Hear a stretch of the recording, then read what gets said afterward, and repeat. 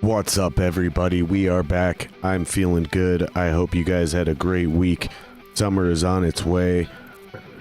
Seems like things are getting better. Things are also getting a little weird, but let's just be honest. Good to be back. Sorry for only having one podcast last week, but it is what it is. I want to give a huge shout out to all the new listeners. We got some new listeners in Australia, more listeners in Canada. All over the place. Honestly, the podcast just continues to grow, and I'm just really grateful for all you guys. I couldn't do it without you, honestly. I do this because it's fun, but at the same time, I definitely would have quit if you guys wouldn't keep watching by now. So I really appreciate it from the bottom of my heart. Also, I want to give a huge shout out to my fellow podcasters, John Wheeler over at the Alchemical Cocktail Lounge, and the other folks with the Rum Dumpster and everything that they got going over there. Greg Chilton over at Ritual Madness, Andy Oltman's over at Thrash Metal Studio, and Joey Moya over at Sweaty Pedals. Big shout out to those guys. They're all featured channels at the bottom of my page. Just go down and check them out. All right, on to sponsorships. This episode of this podcast, as always, sponsored by Shooterloo, America's best gun care system. Our new technology has you cleaning your gun better than ever. The new solvent is designed to penetrate deep into the metal, cleaning carbon buildup in less time than other leading solvents. This shit is odorless. There's no water in it. I feel like they should say that a different way. Either way, this shit's odorless. There's no water, fully evaporates, leaves no residue, no hazardous ingredients per the EPA, has a high flash point, oh my god. It's not gross if it does not freeze, and it's not flammable. Standard gun lubricants and other CLPs, those things are outdated and a thing of the past, you guys. It's a two-stage weapon system, so you get the cleaning solvent, you got the weapons oil. Weapons oil is biodegradable, non-flammable, non-toxic, 100% synthetic, has low odor, it's non-staining, offers rust and corrosion protection, and it reduces wear and friction. They also offer free shipping on orders over $35 with a 100% money-back satisfaction guarantee. Make sure that you guys join the revolution and go to shooterlube.com and save 10% off today. All right. That's all we got for sponsors today, guys. That's all we got.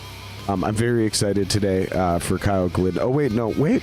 Do we have another sponsor today? Hold on. I have to check. This is hilarious. Usually I'm a little bit more on it. Hold on. I think we actually do. Let me just double check. I think we do. Hold on.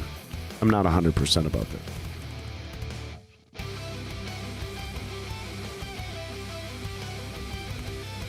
Hold on. I apologize, guys. Just listen to the background music, how beautiful it is. Yes, we do have another host. Okay. I need that ad copy. All right, this will work. We can make this work. Yes, we do have another sponsor. We do have another sponsor, and it is these guys. It is Werner Elements. So if you're a podcaster, if you're a comedian, if you're an artist or somebody trying to break out from the crowd and set yourself apart, you need a website. Where that starts, you guys, go to wehost.wernerelements.com. I need to update this promo page because it just says Werner Elements, but it's wehost.wernerelements.com and use the promo code SINGER. Now, what this is first off, it's powerful shared web hosting. Okay, so with the promo code for under $100 a year, you're going to get unlimited storage space, unlimited bandwidth, free domain registration, unlimited email, 24/7 support, and a carbon-free footprint. So go to wehost.wernerelements.com and use promo code SINGER to get your website started. Once you got your foot in the door, you can talk to Scott or any of the people over at Werner Elements, and they can put together a custom package for you to build whatever version of whatever website and social media you need. And again, you get a free consultation, a down to the penny price, and then is what's going to happen. Use the promo code SINGER again. You save 10% off that bad boy as well. All right, so that's enough. Today's podcast, my guest is Kyle Glidden, the all-powerful Kyle Glidden. He's been in a bunch of stuff, but I think it's Eaon. I don't know how he pronounces it. I'm going to assume it's Eaon. It's one of those goofy spelled fancy names. Aeon. I'm going with Eaon. Either way, nonetheless, Kyle Glidden, he doesn't really need an introduction. You guys know who he is. Everybody knows who he is. He's a rock star. So, with no further ado, welcome him to the podcast. Kyle Glidden.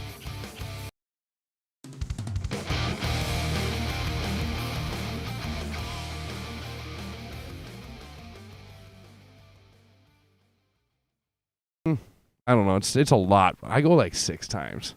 That's a lot of state fair. I'm definitely going 2 or 3 times this year. Yeah. Because usually how I do it, and there's a lot of ways to do it, right? But what my favorite way to have always done it is I plot out everything I want to do and when it's happening, and then I plot the route. Yeah. So I don't double track, because the worst way to do the fair is you go with too big of a group, or a group that has no idea what they're doing. One guy wants to go here, the next person wants to go here, the next guy wants to go back that direction, and you spend the whole fair on like one block. And each of you get one thing to do that day. Sucks. So my favorite thing is I always go the first Friday of every year. I'm there at 7 a.m. I'm not kidding. I'm there at 7 a.m. and I'm just walking around. There's no one there. It's the second day of the fair, and I honestly just kind of chill out. I'm there alone, and I stay from open to close. I'm there until midnight. That's how we do it. Yep. And do everything. And it's, by the end of it, I'm like, really, my legs are just killing me.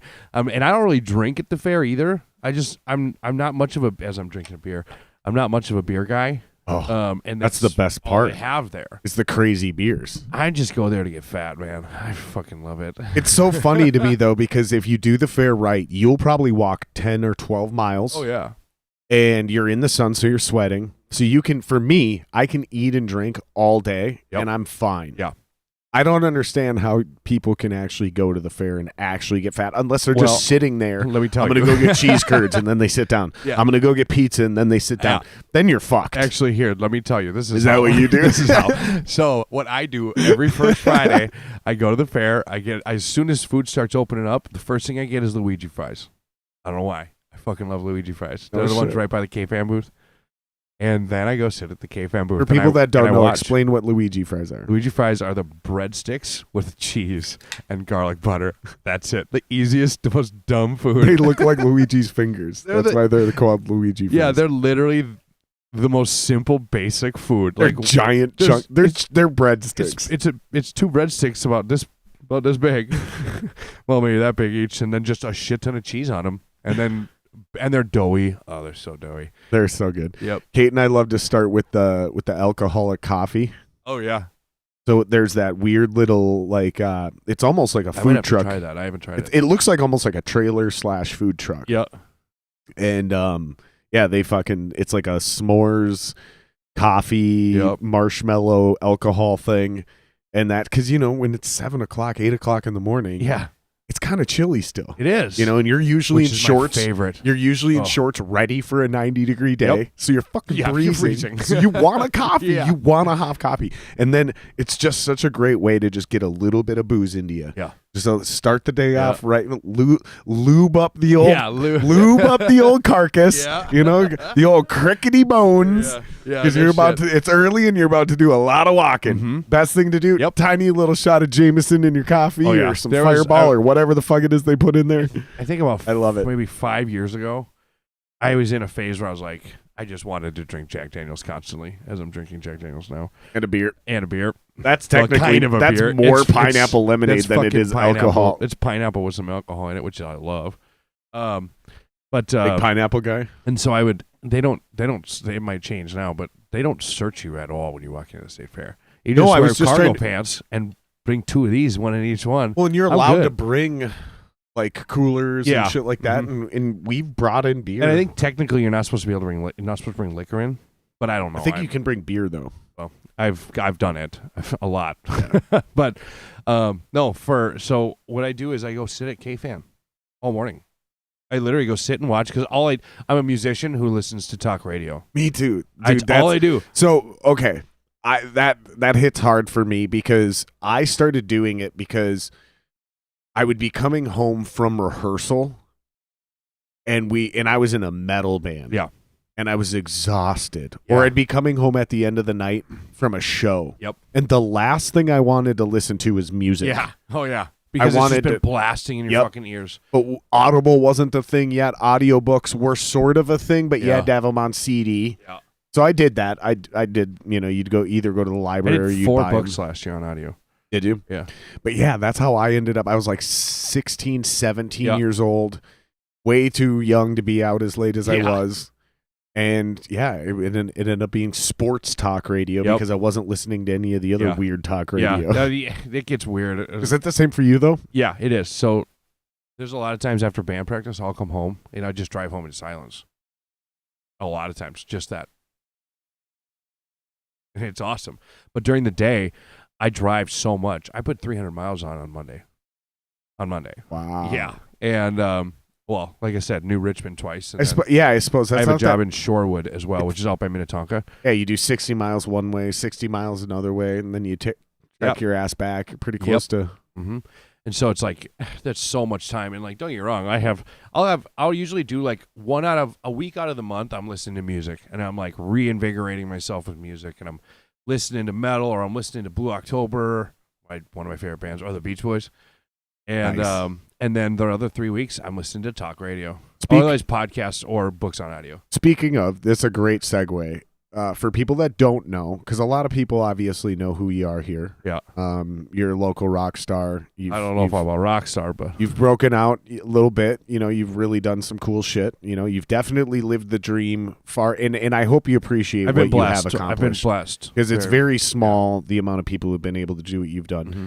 But explain to people real quick who you are, what you do, and why you're here. So I'm Kyle Glidden, bass player around town, Minneapolis, Minnesota area. Played in, my first one was Black Days Down. That was my baby. And then 3 Pill, Throw the Fight, a couple others in there. Now I'm in Eaon. And that's really about it. Eaon? Eaon. 3-piece band with Blaine Sylvia and Evan Stueve.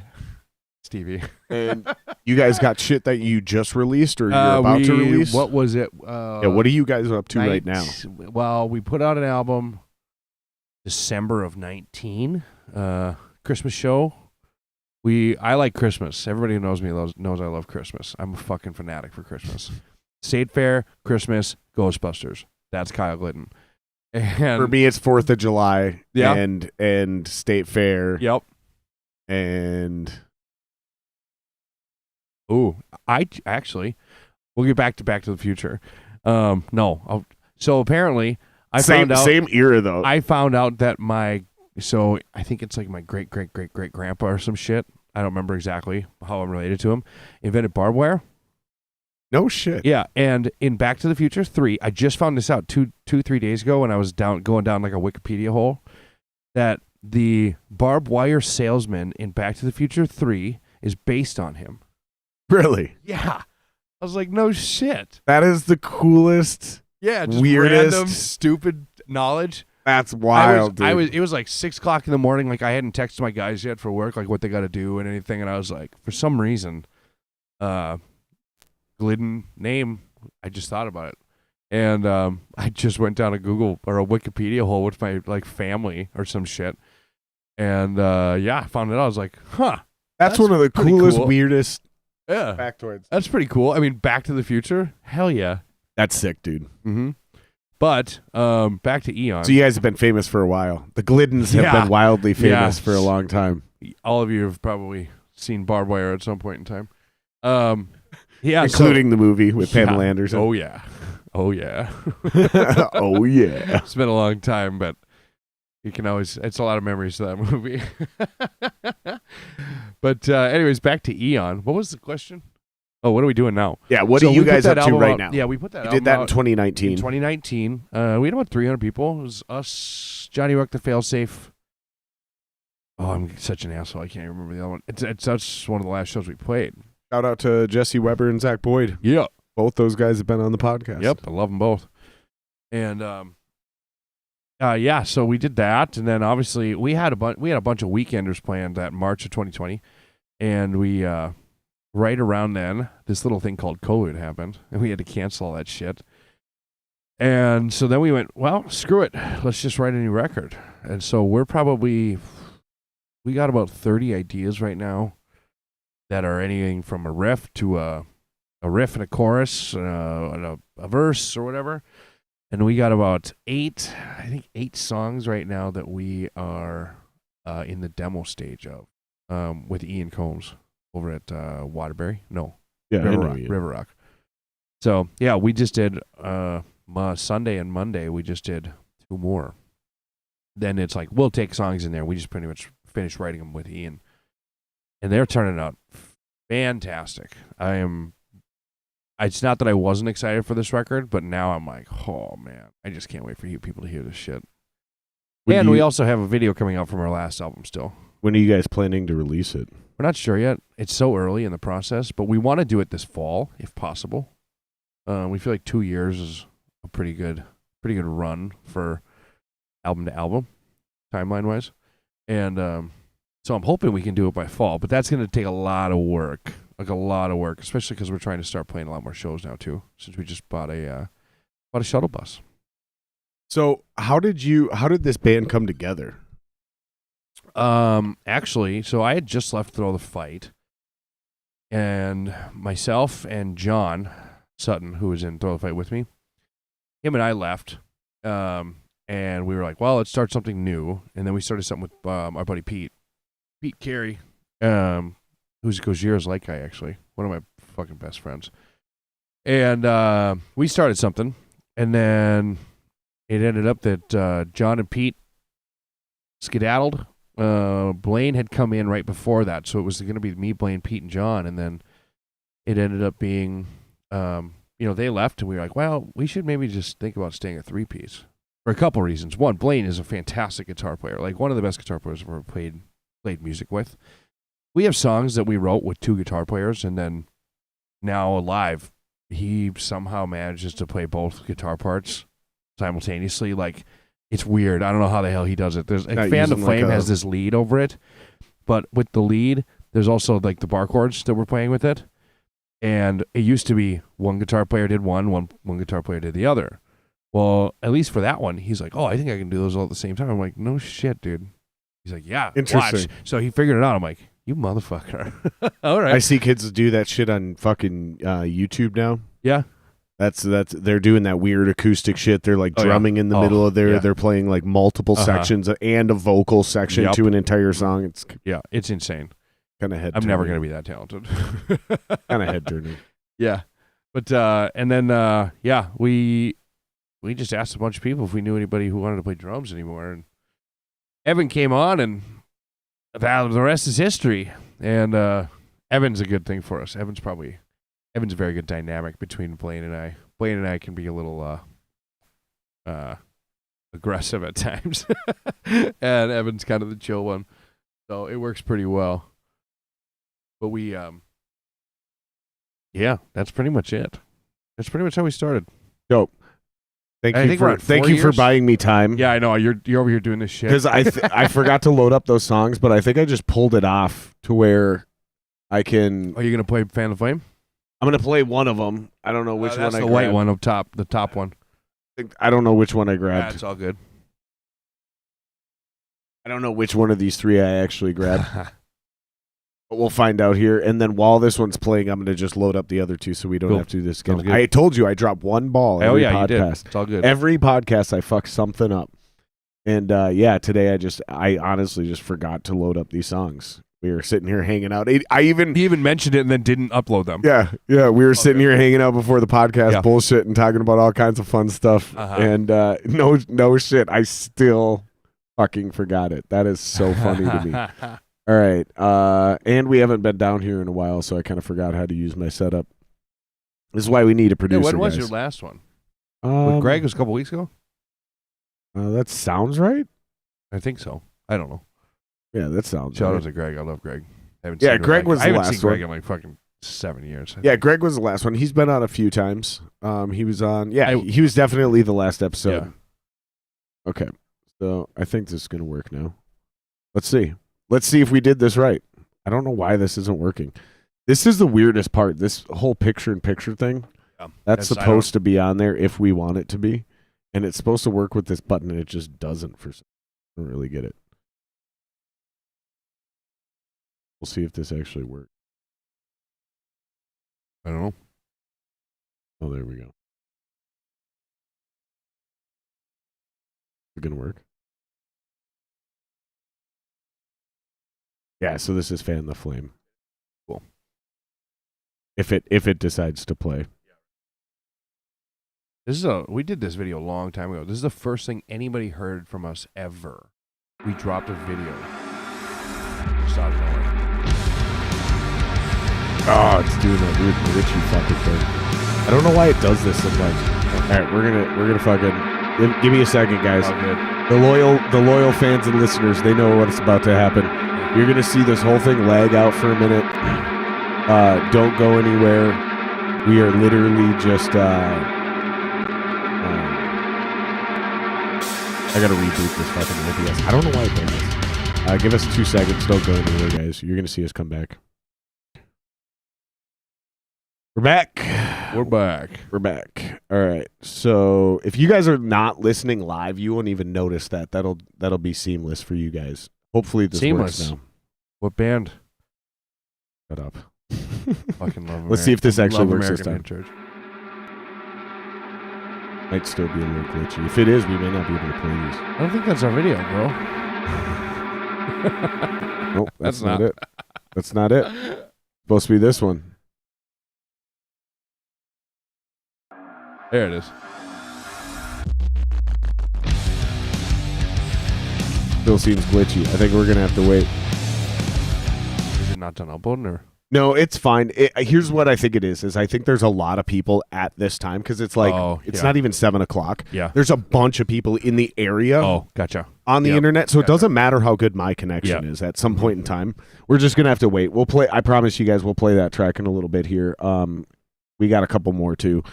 Yeah, are we on now still? Yeah, we're back. Sweet. Yeah, we're back. Shout out to everyone in the chat. By the way, Jeremy, thank you. You're the shit. And Jeremy, yes. do me a favor and stop texting my guests while we're on the podcast. No, it's on your fucking comments. Oh, just read it right there then. Oh, I didn't know how this worked. Yeah, so on the right, those are the actual I guess I'm working comments. out. Colby Dahl. You do look good, dude. Thank you. I lost 30 pounds between August and January. And then I took 2 months off of drinking. I try to do that every year.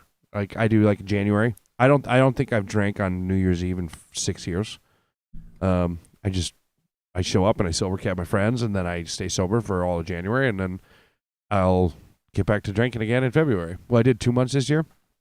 Just because COVID and shit, like I was drinking at home a little more during the summer. You plan it in advance or do you just randomly pick I have one? to plan it instead of like just stopping. Like I try to do, and I think I'm probably going to do another one here pretty quick. Just because it's like a reset, and I like doing October too. So I like doing October because that's Joe Rogan's whole thing. Yeah, and I like that because of that too. There's other people doing it. I love Halloween, so it's like I like to get drunk on Halloween. So is what I do. So here's what I do. I got your perfect compromise. Yeah, you start a day early and you end a day early. Perfect. I love that. You start on September 30th. I don't usually and end on October 30th, suppose, so you still get the 31st to rage. Yeah, that's not bad. I like that idea.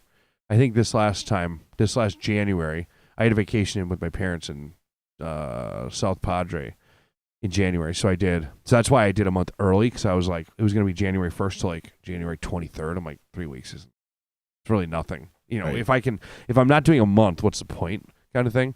So I was like, well, screw it. I don't know, man. At that logic, some people are like, fuck yeah, I hear you, brother. That's why I don't even quit for one single day. Some people are like, dude, you went 2 months? Like, I can't go 2 days.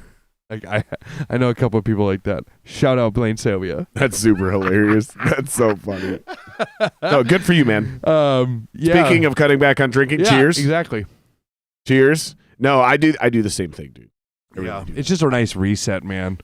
Yeah, I think it's our age too. Yeah. So I think it's healthier for us, and I think it's something that maybe it's just our generation because of the Joe Rogan thing. I don't know, but there's something to like. There's guys who are 35 to 45. Yep. We like just taking a month clean. Yeah, it's really nice. Like I got really like. I think it's really wrong, good for us. I am super blessed to have done the shit I've done, but I am so glad I'm out of my 20s. Like I had a lot of cool shit happen in my 20s, but my whole like head, my emotions, my everything was just out of control, man. And I knew it. I would agree with that. Yeah, and then my 30s hit, and I went as hard as I could leading into my 30s. If I could have the success I had musically throughout my 20s Yes. now, I bet you I could make that even more Yes, successful because I have my head on my I shoulders completely now. agree with that, 100%. Barely, but I have my head on my shoulders. At least now. it's there. Right. It's not fucking it's not in a dumpster over in the Right. corner somewhere. 100%, dude. Yeah, there was. 100%. I mean, touring and all that shit. It was fun, man. I wouldn't trade it for the world, and I want to keep doing it. Eventually, I think Eon's looking to maybe see if we can do some stuff. I don't know. Yeah, it's all give it good. a second there, and I'm back. I got a ground issue down here. Yeah. Somewhere in one of these. Okay, I'm slowly repairing each one, but somewhere in You this just have to figure out which spider one. web, there's a ground issue, and If it keeps happening, it's like, next one. and it's between that fucking fridge turning on. That's what triggers the lights. Gotcha. And then there's something over here doing a power cycle reset, and every once in Is a it while my Jesus? interface will go down. It might be the Jesus, The Jesus. but he is looking over us. Yes. So that's why I think every podcast goes fairly well. Yeah. Even with all the crazy fucked up shit we said Yeah. and have done here. Yeah. It's still we're still being looked over by the Jesus. This one will be on the lighter scale. No, it won't. No, I'm sure it'll be cool. No, if We've I calmed go- down a lot, man. I only bought this big a bottle of Jack, and not that big a bottle of Jack. Well, So we like got that- backup Jack, so don't that worry. other podcast I told you I did, I got hammered. I was like, at least what's the bigger one of these? The pint. I was What's like, this? Yeah. The Half pint? half pint. Quarter pint? I gotta work tomorrow. Eighth pint? Yeah. But I had drank one of those like on the way. And then I got there and it was like Coors Light. And it was probably, I think we did 2.5 hours. And by the end of it, I'm like, I listen to it now and I'm like, I'm slurring my fucking words. Like, That's hilarious. But it was fun. I had a blast. That's what I was going to ask you, though, before my interface so rudely cut out on me was, so where do you see Eaon going? Well- like, what's the point? What's the purpose? So it's really nice, actually. We're in a real happy medium as far as I'm concerned, where we do it for fun because we've all been in bands where it's like it took the fun away, you know. Did cool shit, but there was parts that were not fun, and then had to do things that weren't fun, and you know, even writing some stuff like taking some, you know, losing some liberties for wanting for, you know, we have to do it this way because this is what's going to be most beneficial instead of like, well, we want to do it this way. So we just decided we want to do it our way, and if something happens. If not, cool. But we just bought a shuttle bus, and we're renovating that pretty soon here. We just actually took the lift out, and then one of the seats, because there was like 4 seats in a sill, and then a Yeah, lift. I've seen some of your. I follow you on the Yeah. socials. I've Yeah. seen you. So you're basically retrofitting. Yeah, so we're gonna do it pretty basic. What you know? kind of bus is it? Like a short It's bus? an E450 with a 17-foot. So it's not like an old short school No, bus. it's not. It's an actual like what are they, like Rise transportation? You know those? It's one of theirs, which actually works really well because they took their logo off, and it's like a more awkward version of like a triangle. Which if anybody knows Eon's logo, it's a fucking triangle. Nice. We're like, yo, we already got the logo on it. Sweet. That's dope. But Sick. yeah, so I spent all last Saturday. Blaine's the short one, and he's up on top in the bus. I'm the big ogre of the band, and I'm under the bus like it's the first time I wore a mask on by option all year because I'm under the bus getting rust drip like falling on me. So I like put a mask on, and Blaine's like, "What are you doing?" I'm like, "I'm putting a mask on optionally for the first time in a year and a half." I wore my mask. I wore my mask wherever it was required. I did too. I mean, I'm not gonna make a fuss about it. And I definitely wore my mask, even though I knew it wasn't going to protect me from getting COVID. Yeah. I wore my mask when I was in like what I would call a red flag area. Yeah. You know what I get mean? that. Where it was I get like, that. oh, I'm going into this convenience store. Like, I know this convenience store. It's small. The air's thick in there. Yep. Yeah, I'm putting my fucking mask on for sure. Sometimes it's been, and you know what? Over the winter, it was kind of nice. My face was less cold. My favorite was when people would make fun of us for wearing our masks while we were driving. And it was like, dude, I forgot I had it on. Yeah. Well, see, fucking cold with out. my job, I don't have which I suppose we were just talking about that, but I don't have the whole like, oh, I have to wear this at work. And then, yeah, because for people that don't know, you own your own company. Yes, you own a drywall company. I own my own KS Drywall is what it's called. It's me, Jared, and Steve, and then but not me. No, not this that Jared. different Jared. Ooh, if we keep talking like that, it'll, there we go. Yeah, it's me and two guys, and then I got a part-time girl, Rachel. She's awesome. She actually lives in the same apartment complex as me. And then I've got a bunch of subs, so I got 8 to 10 people a day working for me, probably something like that. But rarely is it even remotely interesting to talk about somebody's actual job, right? If they have one. But I do think it's interesting to talk to somebody who's a business owner, and I'm sure we have plenty of time. We can get into that. I want to make sure that we somewhat make sure that we at least try to do a good job of covering the music stuff. Yeah, up front. That's what's interesting. Up front. That's why a lot of people tune in. It's not a music podcast though, and people do understand that. Like, but I'm a music guy as far as a lot of people. Yeah, and whoever I have on, we're gonna promote their shit. So it is what it is. Oh, yeah. And I probably within the next half hour here, I bet you things will calm down and we can probably get away with playing that video. So we'll get there. But yeah, so I was asking you, so you're doing it for fun, but yes, so there is a but there. I know there's a but coming. Yep. So, because I give a lot of people shit. Nobody just does music for fun. I agree. We'll get to that if we have time. There's always that hope. I mean, I guess it's pretty rare for someone to fall in love with playing music enough to start writing it and doing it. And it wasn't because they were at a performance or have seen a performance and gone, I want to do that. Well, and basically, there's some core motives as to why we actually decide to take this out of our basement. Because if it's just because you love music and it's just for fun, to take it then out you of your just basement. Stay in your basement, right? So you either do it because you want to make some money, yep. You want to get famous, yep. You want to get some pussy, yep. Or you want some fucking power. Something, yeah. There's some weird motive going on there, right? Most of us start music and we're all doing it because we love the music. Yes. And it's fun. If that's all you can do to answer, it's like then you haven't even really searched inside yourself yet. Yeah. You know what I mean? It's like, and it takes so much work. And if it's not fun, why are you doing it? Yeah, exactly. If you don't love music, why are you doing it? Yeah, and if it takes so much work, like the work you have to put into it to actually do it, like, dude, we're doing a new record right now, and it is, I mean, we're still in the beginning stages, but it's like, we spent 4 hours in the studio Sunday, 4 hours in the studio on Monday, and we got 2 demos. Like, and that's not including, I was just talking to a friend of mine, how long it takes us per song, like, generally. And I was like, we probably jam on a riff and a chorus or this idea or bounce from this to that, which ends up being this, first idea, which ends up being this first demo, which then comes back to the studio or the practice space and then goes to actual tracking.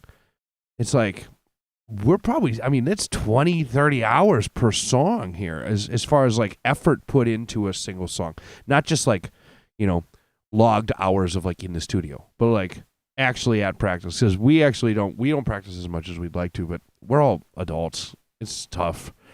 And you guys are all pros. You've been there and done that too. You've already got 20 years of rehearsal in. Like I whether you're young or you're new or you're an up and coming band or whatever, I talked to a lot of people about how much you rehearse and you got to be on your game and play your instrument every day. And I still think that's true until you've already done that for 20 years. Yeah.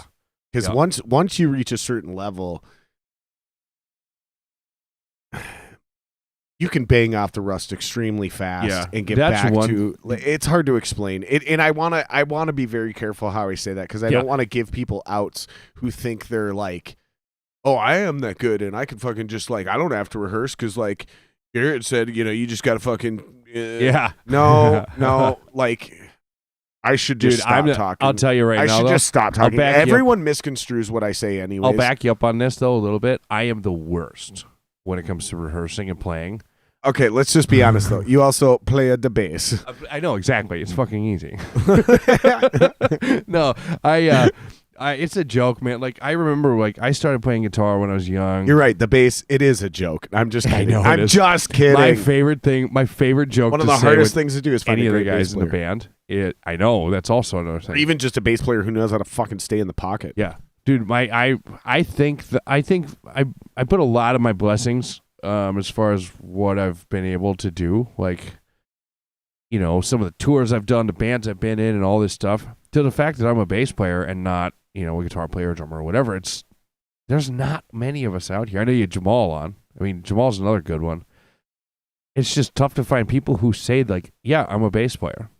Because those are the guys you want in a band, you know? Right. If you want a bass player, you get a bass player. How many bands do you know of, in the local scene at least, especially when we were younger, where it's like, you got your two guitar players who are whatever, and then the bass players usually ends up being the guitar player who is a friend of theirs who just wasn't as good, or their buddy who says he plays guitar, or they're this who, it's always someone who like kind of does this, but I guess he'll do this.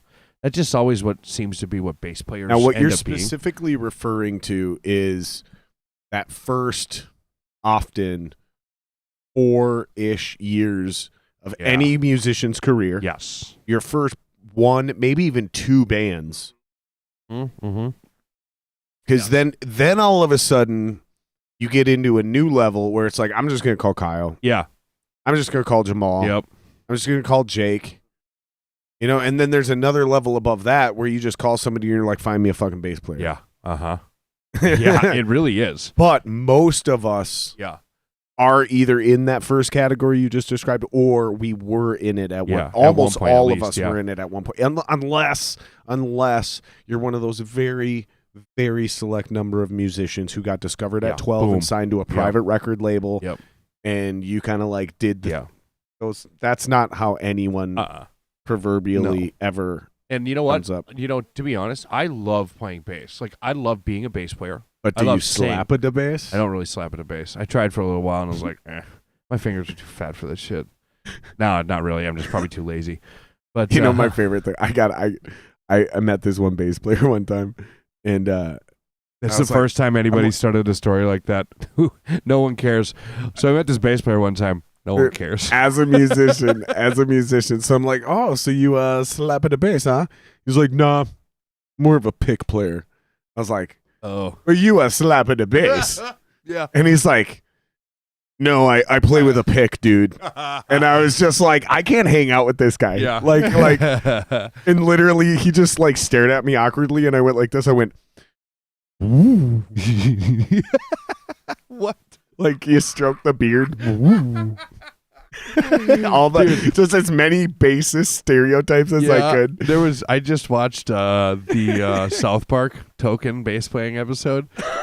it just popped up like a couple of weeks ago, and I'd seen it. Like, I'm a South Park guy, kind of, but dude, once the pandemic special came out, which, by the way, if you haven't seen the pandemic, I lost my shit. It's fucking good. I mean, I've probably watched it 20 times now already. Have you seen the next one? I watched some of it and I had a hard time with it. I don't know, dude.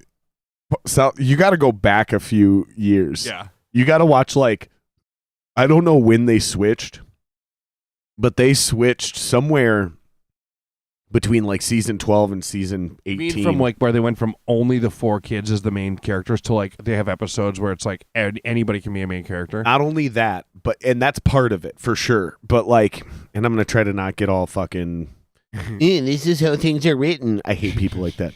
I'm going to try not to be that guy. You're being that guy. So, you have, and I forget the name of the original term, where each episode is its own story arc. Yeah. To something what's called serialized. Yes. Where every show leads into the next one, and the whole season has its own arc. So we've slowly been conditioned from like Seinfeld. Yep. Well, actually, Seinfeld was even mildly serialized, but like old school sitcoms like The Jeffersons and where shit it was like episode by episode. That was it. Yep. Mm-hmm. Slowly, we've been conditioned into the Dexters, Like, into the Lost, Star Trek, Game of Thrones. Was that kind of, I'm a Trekkie. Star Trek was that way. Early on, it was kind of more of like an episode to episode. Perfect kind of thing. example. And then it turned into the whole season. Whole thing. Like they would start Perfect arcs example. based on former episodes. That's exactly what I'm talking about. And like X-Files was really good about that. Yep. The X-Files kind of did both. Yep. That's one of my favorite. You remember TV that shows one ever. show, Hercules, with Kevin Sabo or whatever his name was? Yeah. Who's from Minnesota, by the way. They did that. That whole first season is all standalone shit. And by the second or third season, same thing with Xena Warrior. Yep. Like, so slowly over the last 50 years, everything has become serialized. Yeah. Well, when South Park first started out, they had themes that would pop up. Yeah. But each episode, it's somewhere between like episode or season 12 and 20 or 18, really. Yeah. They moved to that serialized format. Uh-huh. And then in the last like handful of seasons, and it's a big handful. It's just one long movie. They've also been trying to get canceled. They've been trying to get themselves canceled, and they just can't seem to do it.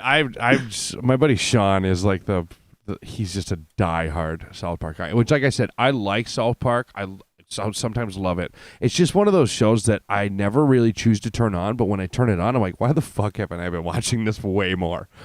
So him and I watched a Pandemic special together, and it was intense. We just laughed we ordered like $30 worth of Taco Bell and 40. I loved it, dude. Oh, you want to talk about large fast food bills? I'm not going to name names, but one of them may or may not be currently in chat and single-handedly had $100 McDonald's bill. Oh yeah, is it our bro right there?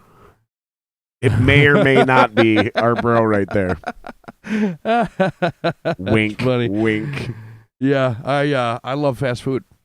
That's why I have to work out. Taco Bell, man. Yeah, I had Taco Bell today. Dude, Taco Bell, dude. The quesadillas, man. I'm a fucking chicken quesadilla guy. That is my jam. I go all over the map with Taco Bell. Really? Yep. I can do almost that entire menu, and I go through phases of like sometimes it's soft shell tacos. Oh yeah. Sometimes it's hard shell tacos. Mm-hmm. Sometimes it has to be Taco Supreme, hard or soft. Doesn't matter as long as it's Taco Supreme. I don't give a fuck. Mm-hmm. Right? I'll fuck up a quesalupe or a fucking chalupa. The quesadillas are bomb as fuck. Sometimes it's them nachos, bro. But the one thing Taco Bell has never, ever been able to do or even try is the potato ole, man. Oh, dude, The greatest thing in fast food history is the potato ole. Never really was a potato ole guy. Oh, dude, you're sleeping, man. I'm a cheese guy, man. It's my shit's cheese. Well, no. What I like is cheese and grease. That's it. I'm actually vitamin G. Vitamin G. Greatest hangover of all time. I is tell vitamin people G. that I'm like, dude, my favorite part of the food pyramid is grease. Mm-hmm. Hands down. Yeah, vitamin G, baby. That's why I have to work out. And but I was joking. I'm a with recovering White Castle fanatic. Oh, so I mean, people who know me, they know that I've gotten a little big at times, and then I lose it, and I put it back on, and I lose it. I'm starting to really even out finally. Like it used to be, like there was a point where I was like 260. I'm like 230 now. I was 260, and I wasn't working out either. There was no muscle weight there. And that was actually beginning of Throw the Fight right around that time, like 2011. I would fucking eat White Castle for dinner and for lunch, and then I would go to Quick Trip and get breakfast at Quick Trip, which would be like 2 or 3 like croissant sausage, which I still do the sausage egg and cheese croissants. When you're 23, that's fine. It's fine, but then all of a sudden, so my metabolism changed right around that 26 area, and then from 26 to 27, poof. I remember I watched a video of Throw the Fight opening for American Head Charge at First Ave. I was playing, and I watched the video later, and I looked at it, and I was like, Kyle, you're fat. And I was like, this is your first time playing, which I think it sold out. I was like, this is like one of your first times playing First Ave, and it's sold out. You're playing with probably your favorite local band ever. and you're blowing it because you're a fat ass. Like, you're better than this, dude. And nothing again. I'm not trying to fat shame or anything. I'm just like I wasn't happy with myself and where I was, and literally that video and me watching that was when I was like, all right, I gotta get my shit together. I feel that though, dude, because I remember playing with Dying Euphoria. I wasn't fat. Yeah. None of our band was fat. No one. Mm-hmm. Like Jeremy jokes about like he's been fat, blah blah blah blah. Yeah. I've never seen Jeremy as fat. Yeah. Just how defined his jackedness has been. Regardless, we partied hard. I think we played our last show I played with you guys. I think was at. I don't even Underground. know. What's the Zero? I don't even know if we ever shared the stage together, dude. I think we did once, and it was Ground Zero. I was there getting hammered, but I might not have even been in the band. It could have been before or after me. Might have been like because there was two good singers in that band, and there was two subpar singers in that band. The good singers were the even numbered singers. The second one and the fourth one, me and Joe. Yeah. The bad ones were the first and the third one. So you could have seen it with four different guys. Well, and I guarantee you I was too drunk to know. And we were all, if you really think about any of us, we were all kind of a flash in the pan over that band's career. Absolutely. That band was around for somewhere between 4 and 8 years, and none of us spent more than 2 years in that band. Yeah. So depending on when you discovered that band, that's who you think that singer was. Mm-hmm. And then everyone else is just the other guy. Yep. I know. I'm a lot of people's other guys. Yeah. They're a lot of people's other guy. Yeah, I got that. That's what I'm trying to say. I was just talking about lineup changes and shit. Like we were in the studio yesterday. We wrote this song that's it's got this chorus that's very like newish Norma Jean, where it's more like that dissonant, slower, like really just driving, like dong dong. Where you can fat neck it. Yeah. Shout out to Jeremy Blake and the Revelance Boys for signature. You guys need to go trademark the word fat necking, by the way. Fat necking. Oh yeah. And we, for some reason, we were like, isn't Norma Jean, don't they have like no original members? And they don't have any original members. I looked it up the other day. Another Wikipedia thing. I'm a huge Wikipedia whore. No original members. The only thing I really know about Norma Jean is their Christian band, and my grandmother seen them live. Really? My Christian grandmother seen them live because they were a Christian metal band, and she thought it was hilarious and awesome. Yeah. Because it was music that I made. That I remember the phone call. I just seen this band. They sound like the stuff that you do. Have you ever heard of them? Their name's Norma Jean.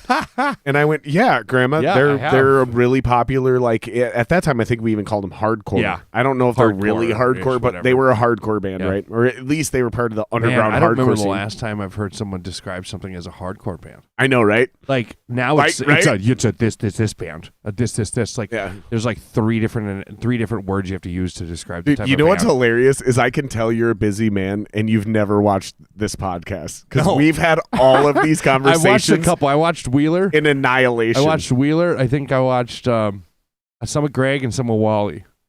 Those are okay. So those are always boring. Good. Yeah, you guys suck. Those are always good like episodes. Three of my favorite people in the whole Twin Cities music scene. Those are always good episodes.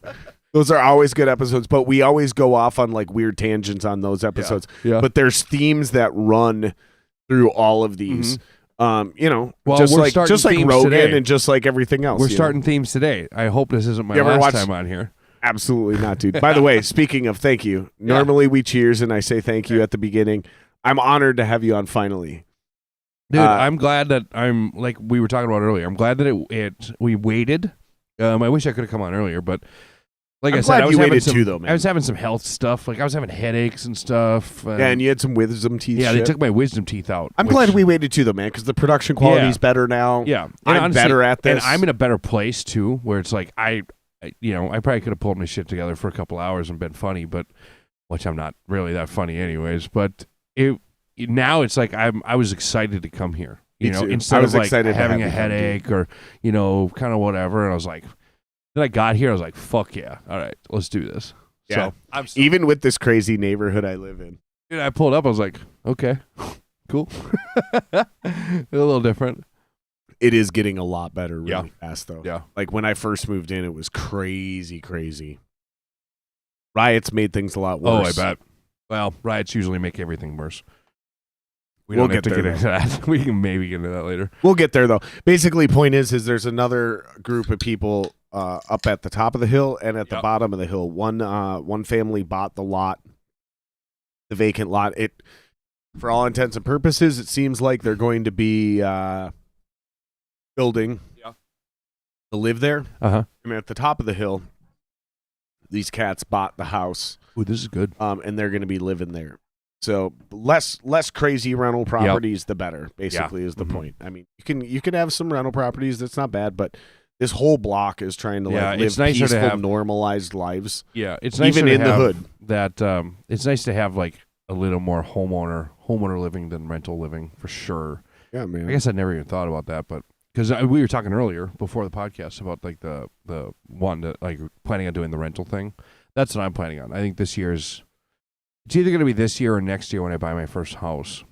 I'm don't do it right now. I know. That's what I'm trying to tell myself. Don't do it right now. No, but what I'm doing is I'm telling myself I'm going to do it now. So I'm coming up with the down payment that I have to do so that when I don't do it right now, I'm still saving up for that down payment. And then I'm like double, triple what I need. Not only that, dude, but if you really want to do it truly right, man, like, and you have the resources to pull this off, save up. Buy an actual, truly foreclosed home like I did. That's the plan. Cash, no mortgage, 60 to 150 grand, whatever you can save up. Be patient. And then, again, because of the industry you're in with the resources you have, you can easily sub out all the work, get it done quickly and efficiently. That's the thing is I can do a lot of it myself. And you can sub it out at cost. Yeah. So, like, normally you sub something out, you add a little bit on top of it. Yeah. And so by the time the end consumer pay, that's not what you're paying. You're getting inside contracts because this is your industry. Yep. Dude, you could take any amount of money and double or triple it. Oh, yeah. I mean, that's my plan. Easily. I'm not very good at saving, so this is a new thing for me. This is my I did so you did this when I was a young man and had a real job. I've done 3 different things, but the majority of it was working in the financial industry. Started off in collections, and then I got into banking and mortgages and foreclosures. So I understand this industry. I will show you. We're going to talk about that. Like how to snowball money fast.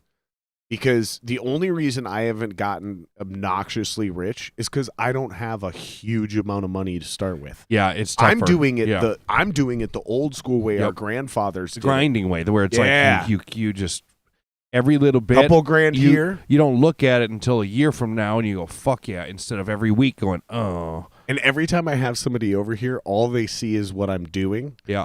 But there's a couple friends, like my you talked about, you were in 3 Pill Morning, so you probably remember -3. Oh yeah. The guitar player of that band, Dalton. Yep. He's my. I don't know if I know Dalton.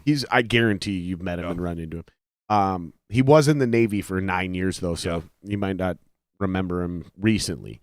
But regardless, he's one of the very few people who have consistently come over and seen the progress of what it was versus. So it's very hard to describe and for people to see the way I'm doing it and believe in it. Yeah. Because, dude, all it really takes is like 30, 40 grand, and I would have done exactly what I'm doing now in like 3 months. Yeah. Like 90 days. Uh-huh. Instead, it's taking me 5 years. That's my plan is like I have an apartment now, but I'm hoping to find some kind of foreclosure, some kind of whatever, and really just get to the point where it's like I'm going to stay in my apartment for 6 longer months, or maybe get a duplex or something like that. I'm thinking about too, and then do that so that I get this house for literally cheap, and then nice. That was weird. And then at worst, I'm living for less than my apartment. So then it's like, well, I just keep going and do it again.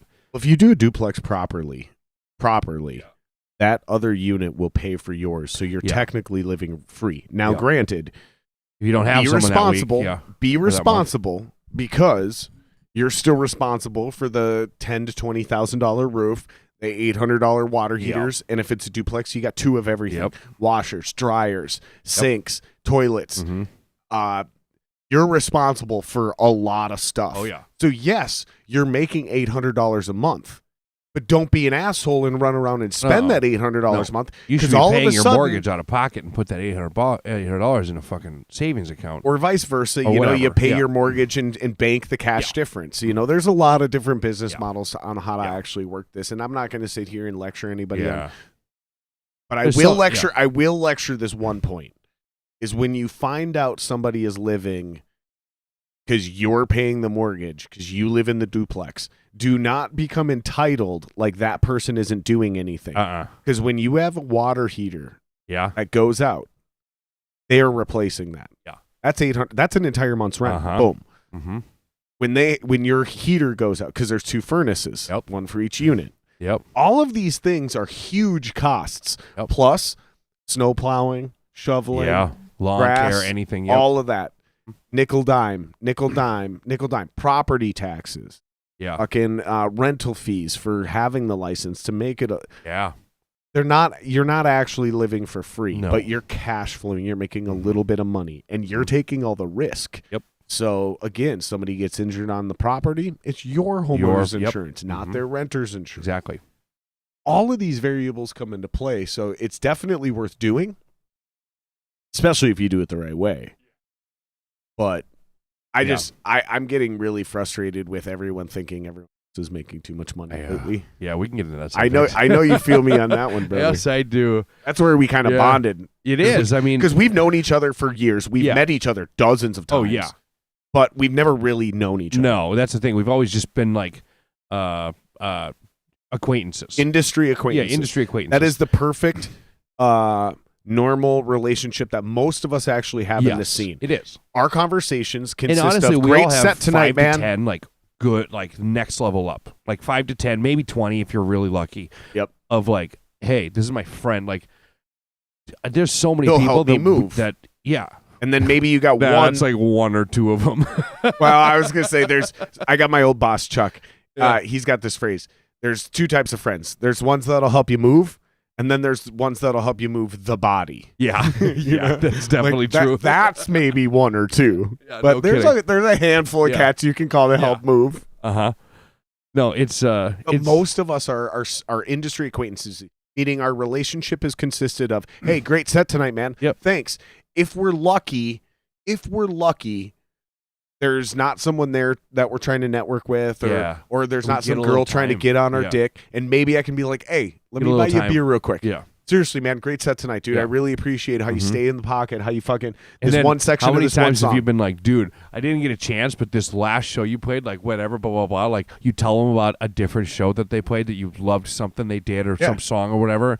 And then you tell them the night that you see them when you didn't even have a chance to see them because you were stuck at the merch table or you were stuck doing this or stuck doing that. It's like there's how many times that I've been like, I'm like at a whatever band show, and I don't even see them, but then I run into one of the members that I know, at this level, just acquaintance, and I end up being like, dude, I didn't get to see your set tonight or whatever, or maybe I did, or I was, talking to whoever, and then it's like, just wanted to tell you, like 2 weeks ago or a month ago or 2 months ago, however long ago, dude, there's one song you guys played, like I think it's a new one, blah, blah, blah, like have this conversation. So all of a sudden you're having a conversation with someone at their show and your show about a different show that they played because you didn't get to see their show now.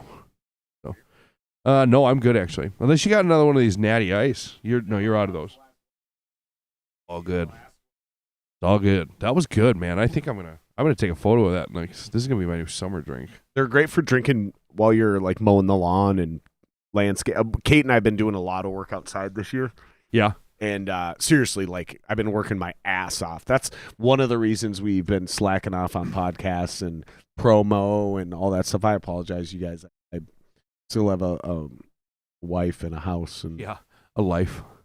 I don't want to say real responsibilities because this is a real responsibility, but like I don't know, tangible living responsibilities. That's how I'll describe it. Like. The grown up general. The dumb general. Well, and I could pay for other people to do this. Like I do pay a lawn care company to come in and like fertilize and do the shit. But a lot of it, I actually find a sense of pride. Yeah, I get that. And accomplishment from doing myself. Like I refuse to pay you to come in and because you can do it.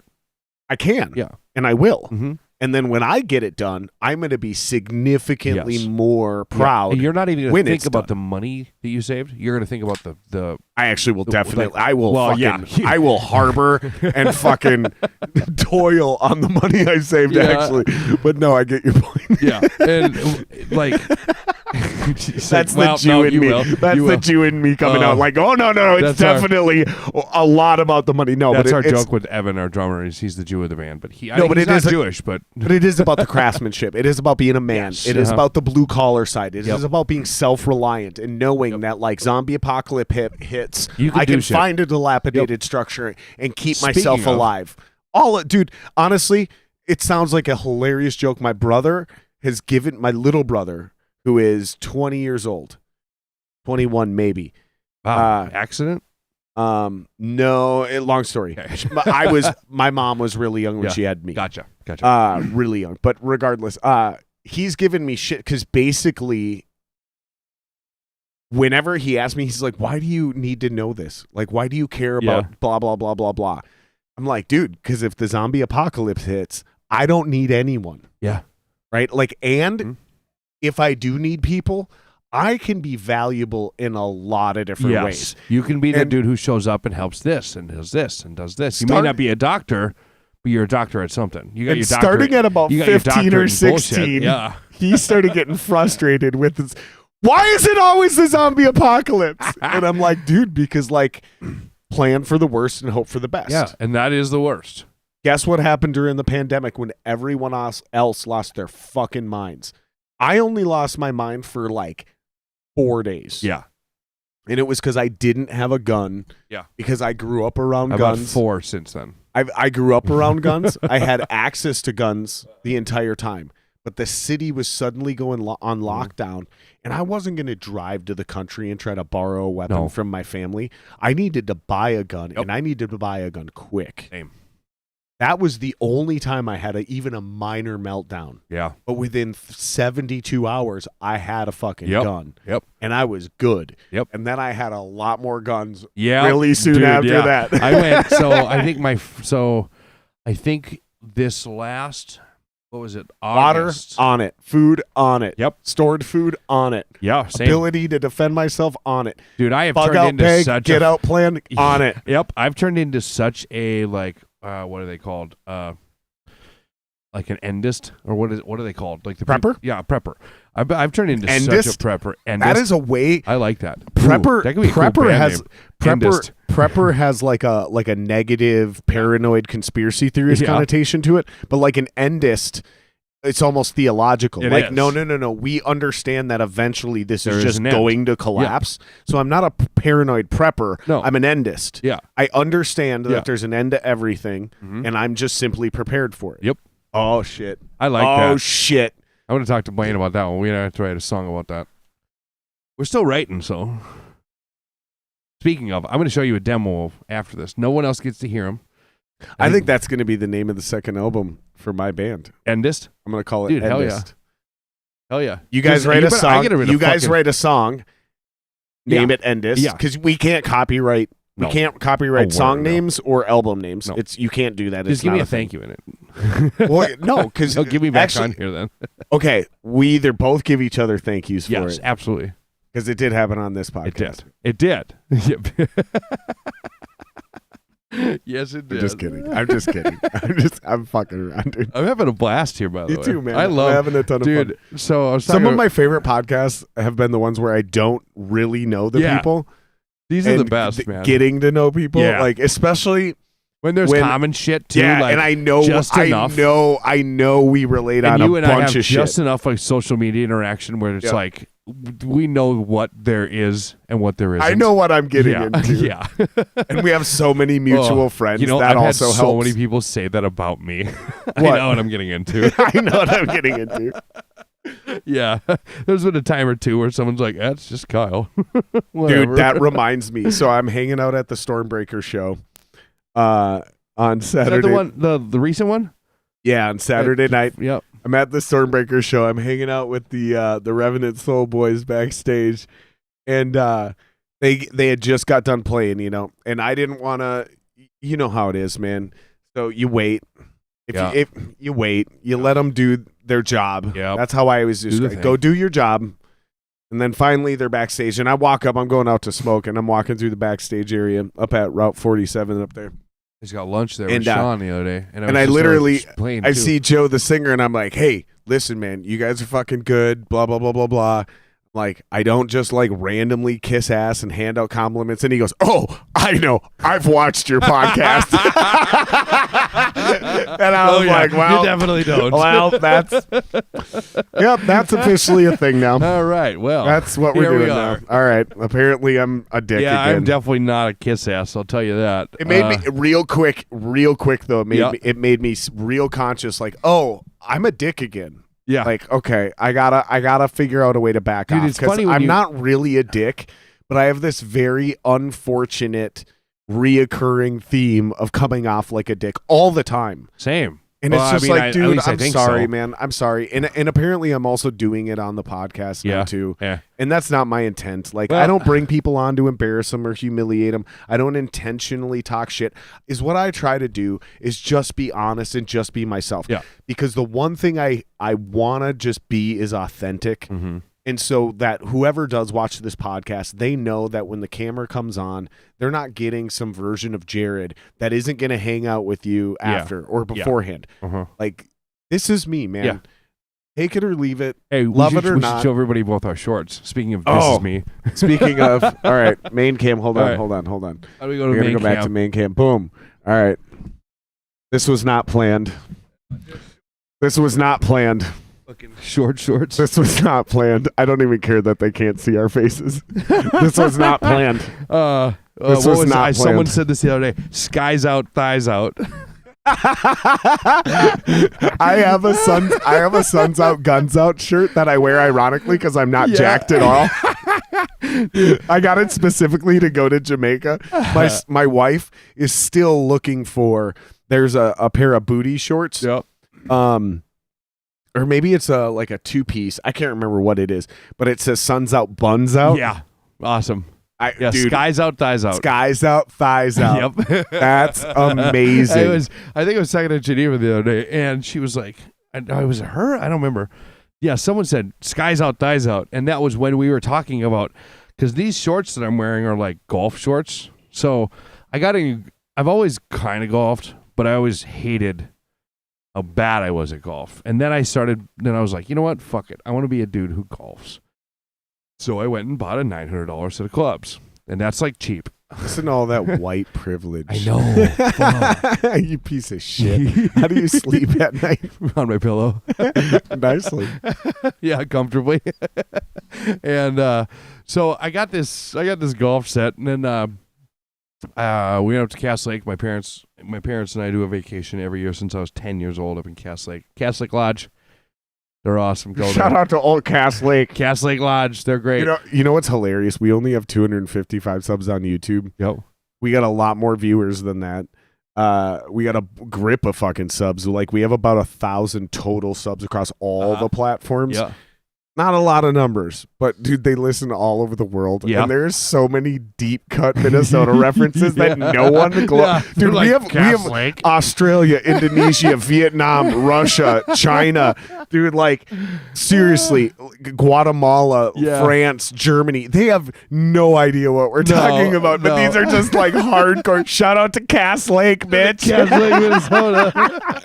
Actually, dude, so yeah, Cass Lake's like one of my favorite spots on the planet. I've been going there since I was 10. What a bunch of fucking rubes. Yeah, right? Yeah, you definitely listen to sports talk radio. Yeah, exactly. That's the joke. That was the point. That was a callback to our earlier conversation, and that was also a deep cut Minnesota reference that no one else gets other than Minnesota sports talk listeners. I mean, I listened to that was like two jokes in one. Yes, it was. What a bunch of rubes. It's just a bunch of rubes. I listen to talk radio all the time. Just fucking K-fan. I fucking love it, dude. I do too, man. It's so peaceful. It is. And honestly, even listening to people argue and debate about sports is more peaceful sometimes than listening to the style of music that I create. Exactly. And when I do listen to music now, I rarely want to listen to anything like what I'm writing. I want to listen to something usually soft, chill, throwback. I've been going through these weird curves. Like I've always respected and liked Jimi Hendrix. I've listened to Jimi Hendrix for a long time, but I'm just becoming like a Jimi Hendrix fan. I got one of those too. Fan. I got one of those too. I'm going through a regurgitated Tool phase. I've fucking listened and loved Tool 6 different times in my life. And all of a sudden, they're scratching the itch again. Dude, fucking Elton John's an old school one. He's always been one of my favorite. Mine recently is 9 Inch Nails. I've always been a 9 Inch Nails fan. Always loved them. Yep. But it's like I love Closer. I love, like the songs you hear that either's on the radio or there's a cool video, or when I was like, I don't think I've ever really dived into fucking 9 Inch Nails. So the other day, about a couple weeks ago, I was like, because I haven't never heard the Downward Spiral from front to back. And I was like, how can I be a musician and not have listened to the Downward Spiral front to back? And so I did, and I was like, this fucking album is what it was amazing. for me, that band? For that band, I was... And now I've got it with almost all of his all their albums. I had to be somewhere between 16 and 20. Yeah. Because I remember I was driving a certain truck. Yeah. That's how I do mine too. Is what was I driving at the time, or where did I live at the time? Yep. They released an album called With Teeth. Oh, dude. That bombed. Only. And it bombed. And everyone hates that album. I love that album. I loved that album. And that, I had, again, already known, already liked my favorite 9 Inch Nails song. That's the one that sent me down the rabbit hole. My favorite 9 Inch Nails song is on that album, I'm pretty sure. Only. I think mine is too. You, there is only me. I think, yeah. There's no fucking you. I think it's about the thought process, or the spiritual thought process of everybody else is a figment of my own imagination. Do you get into lyrics? I'm starting to. Me too. I never really have. Me neither. I've always been such a music guy. Yeah, and I didn't give a shit. Yeah, I fucking hate Make it. it catchy. And make the notes catchy. If the syllables and the consonants, dude, I'm telling you, we're like the same person. It's scary, dude. If they line up catchy, then I know the words. I know the words. I just don't know what their actual word, nor do I care. The meaning or the whatever. I don't give a shit. Nor do I give a fuck. But then I got into this band called Blue October. And I know a lot of people give me shit because they're just this emo whatever band. I love Blue October. Justin Furstenfeld, their singer, has literally saved my life so many times from the music he writes. And so many times he's done what his life is going through, and the album that comes after it and all this stuff is very similar to shit that's been going on in my life around the time. Or at a bare minimum, he writes songs that are that relatable. So it's one of the two. Probably a mixture of both. And I started really getting into lyrics. And then now I'm in a band with Blaine Sylvia. And he's a lyricist through and through. He's your typical artist sometimes. And it's tough to fucking handle sometimes. I love you, Blaine. But all of a sudden now I started really thinking about what he's saying and how that fits with the mood of the notes we're playing and the mood of the rhythm and the timing and the speed and the everything about it. And so now that's why I'm so happy with Eaon, is because now all of a sudden it's not just music, it's a composure. So how did that band start? I told you that was me and John and Pete, and then Blaine came in, John and Pete left, and then we got Evan to come in. But what I mean by that, because you originally started Emergent. Yeah, briefly. I was there, and then I left to go join one of the founding members. Yes, I was one of the founding members. And then you dipped out. You went and joined Throw the Fight. Throw the Fight did some cool shit. You guys did some big shit. Yep. Played for some great bands. You did some cool tours. Mm-hmm. And then you came out of that and immediately went into Eaon. Yes. So I came out of that, and then that was when I took that year off, like we had talked about before we started. I took a year off, and I had to figure out how to not go out and drink. I had to figure out how to not go out and have social anxiety, because some of those tours were everything you'd ever want. But then all of a sudden, I'm back home, and I don't mean this in a bad way. It's just I couldn't go to a bar and not have 10 people trying to talk to me after that tour. and maybe that was in my own head. Maybe I was just saying, oh, this is just too much. The numbers don't matter. It was just too much for me to handle at the time when I got back. No, I know what you mean, though. So I started drinking because of it. And then, so the first couple times it was fine, and then I started being the drunk asshole. And then I was like, well, and luckily, or maybe not luckily, I don't know. I feel like I've got a decent amount of self-awareness that I definitely, it's grown. My self-awareness has grown a lot over the years. But there was a lot of times there where I didn't understand what I was doing. I didn't understand why people cared, And finally, it just got to the point where I was like, I need to figure my shit out. And so I stopped. And I know there was like an Emergent Coal Kingdom show that I think they probably brought like 500-600 people to Fine Line, 700 people. It was like one of the big, when Emergent and Coal Kingdom were really at their peak. I think it was right either before or after they had done the Shinedown tour. And Emergent was really, really kicking ass. And I mean, Matt Burke has been my best friend since 20 years old. I mean, people know that him and I have had our problems, but he's still my best friend I've ever had in my life. Right. Besides probably my brother. And I didn't go to their show because I knew that I couldn't go there and not be that person. And there was a summer. I was probably like 2015, 2016, maybe somewhere around, well, couldn't even tell you. It was somewhere around there.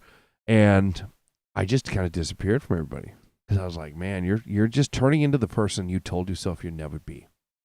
And so I didn't get down on myself for having turned into that, but I went, this is what you got to do, Kyle. And I stopped. And, it's gone up and down since then, but it's whatever. I'm happier now. So right on. Yeah. And I feel like I've got a grasp on it. If I drink and I get drunk, it's because I want to, not because I need to. You know what I mean? Right. So, I mean, there was a time or two where I need to. I'm like, fuck. Yes. Dude, going back to what we were talking about earlier, bro, that 1 month detox helps a lot with that shit, man. And you know what? I don't feel like I actually need it for what I'm about to say, but what I'm about to say, I mean, so that I don't need it. I do it so that I know that I drink because I want to, not because I need to. Right. I know that I have alcoholic tendencies because I want to, not because I need to. Right. And I know that. And that's for my month or 2 months I take. I mean, I honestly probably take realistically 2 months a year, complete sober. And it's great. Honestly, I feel so good. And then, you know what? That first couple drinks after, like the first couple like times going out with your friends when you haven't been around for a month or you've kind of been around but left early and all that stuff, man, those are some of the best weekends I've ever had. They are unbelievable. But then usually the second ones after that aren't. Yeah. They're not. Well, and I also learned what, like, I like drinking whiskey, but I don't like ending the night being drunk on whiskey, and I absolutely hate all hard liquor hangovers. Oh. So I've learned through these, like, let's do sober October, let's do fucking, abstinence April or whatever you want. Whatever. Or alcohol April. Or whatever. no nut November. Whatever. I've learned, I'm just a beer guy. Yeah. See, I'm the opposite. See, that's what's different. Like, I am the complete opposite. I think I have gallstones. Like, I don't even know exactly what they are, but I've looked into them a little bit. I have any bit. It's definitely a gluten thing, but I know that beer is one of the biggest things where I'll have one beer. For some reason today, it's good. Get on corn beer.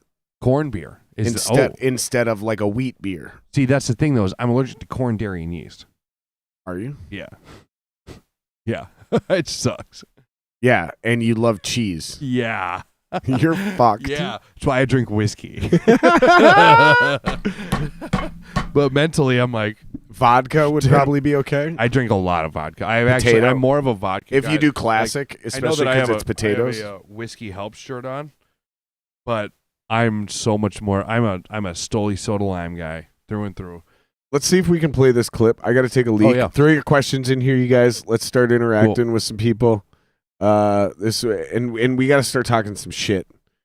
We gotta start talking shit about each other. We need more shit We can talking do back on our scene. We can do that. You guys talk shit about me. Yeah, we talk no one's shit getting about canceled someone. here. No, fuck that. You can't cancel yourself. Let's see if this works.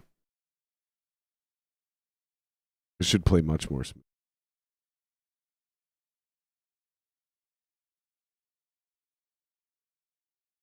Maybe not.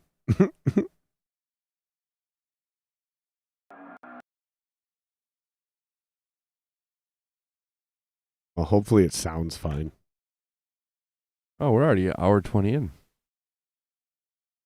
I don't know what's going on, dude. Guys, man. Good, man. Super glitchy.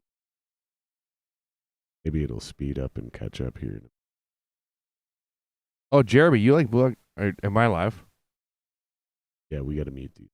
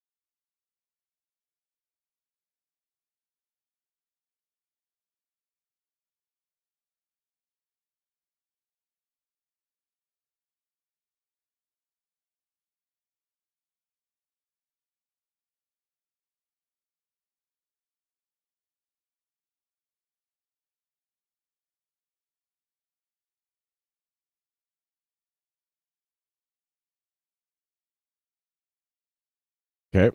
Well, apparently that's not working. Good, Jeremy and John on here. Fuck yeah. Yeah, dude, I don't understand what the fuck is going on. I want to become a regular on this, by the way. No problem, dude. All right, let's try to reboot this. We're gonna reboot this. We're gonna play that song again. One way or another, we're playing these fucking demos. Yeah, we'll get it. Or not demos. Well, no, these songs. These are from actual our first videos. record. These are actual songs Yeah. and videos. Sorry, I'm just so used to seeing. Apologize, guys. Bear with us. You're gonna see another glitch out. If you're listening back on audio, if you're not watching live, you won't notice any of this. I apologize. I have no idea what's going wrong. This is why we need a real producer and real equipment. So please hit subscribe and the Patreon and all that shit. All right, and we should be back. We back? We should be back. Yeah. Now, hopefully this fucking works.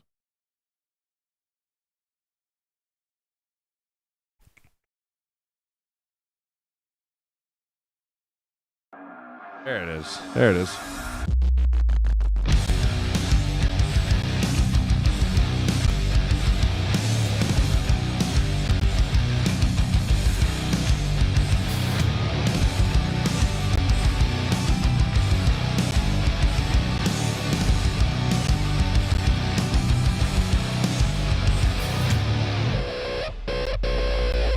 The end in sight, I see the line.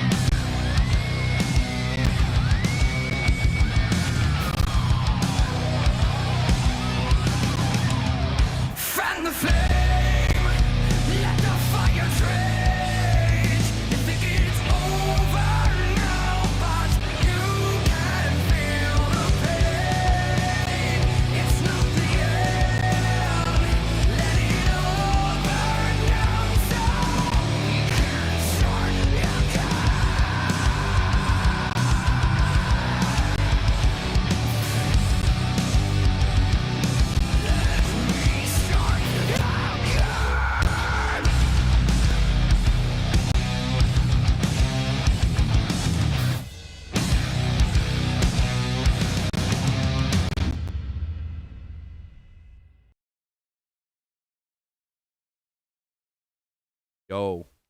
That seemed to have worked. Oh. Hope you guys liked that. That was me. Hope you guys dug that. We're back.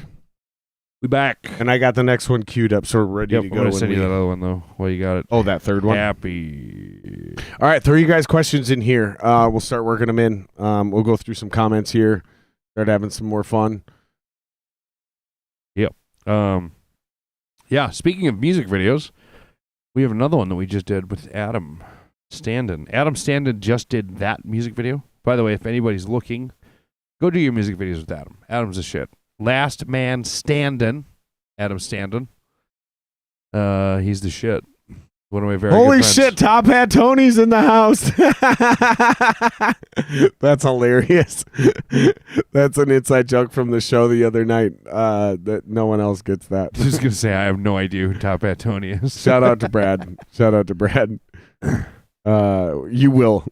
I will? You will. Okay. Yeah, you're going to know who Top Hat Tony is real quick. Do you want it sent to you on Messenger or? Just text it to me. Yes, it's fine.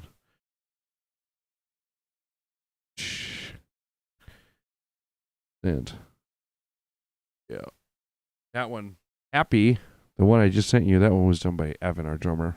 And then actually the other one. Yeah, nobody's got any. They're all commenting and hanging out with us, but nobody's got any real questions yet. Make sure you guys throw that shit in there. We'll get to them. There's that text message that just came through. Yeah. Perfect. I'll make sure I cue that up next. Yeah. Oh, hold on. We got to make sure we do this right or we're going to lose our shit here. I already lost my shit a long time ago. Hold on. It should be right. There we go. No? Hold on. We'll see. Oh, there we go. Bad. I'm tired. Fuck. Whiskey helps. Yeah, we'll have to drink a little Habibi here. Thanks for letting me refill this, by the way. No problem, dude. Shout out to Jesse Weber for supplying the Jack last time. I'm drinking it. I'm Failsafe. Shout out to the Failsafe. That was Jesse's one been of on our the last podcast. shows we played was with them. Good band. Jesse's a great dude. I've known him for years. I like Jesse. God, I forget the something effect.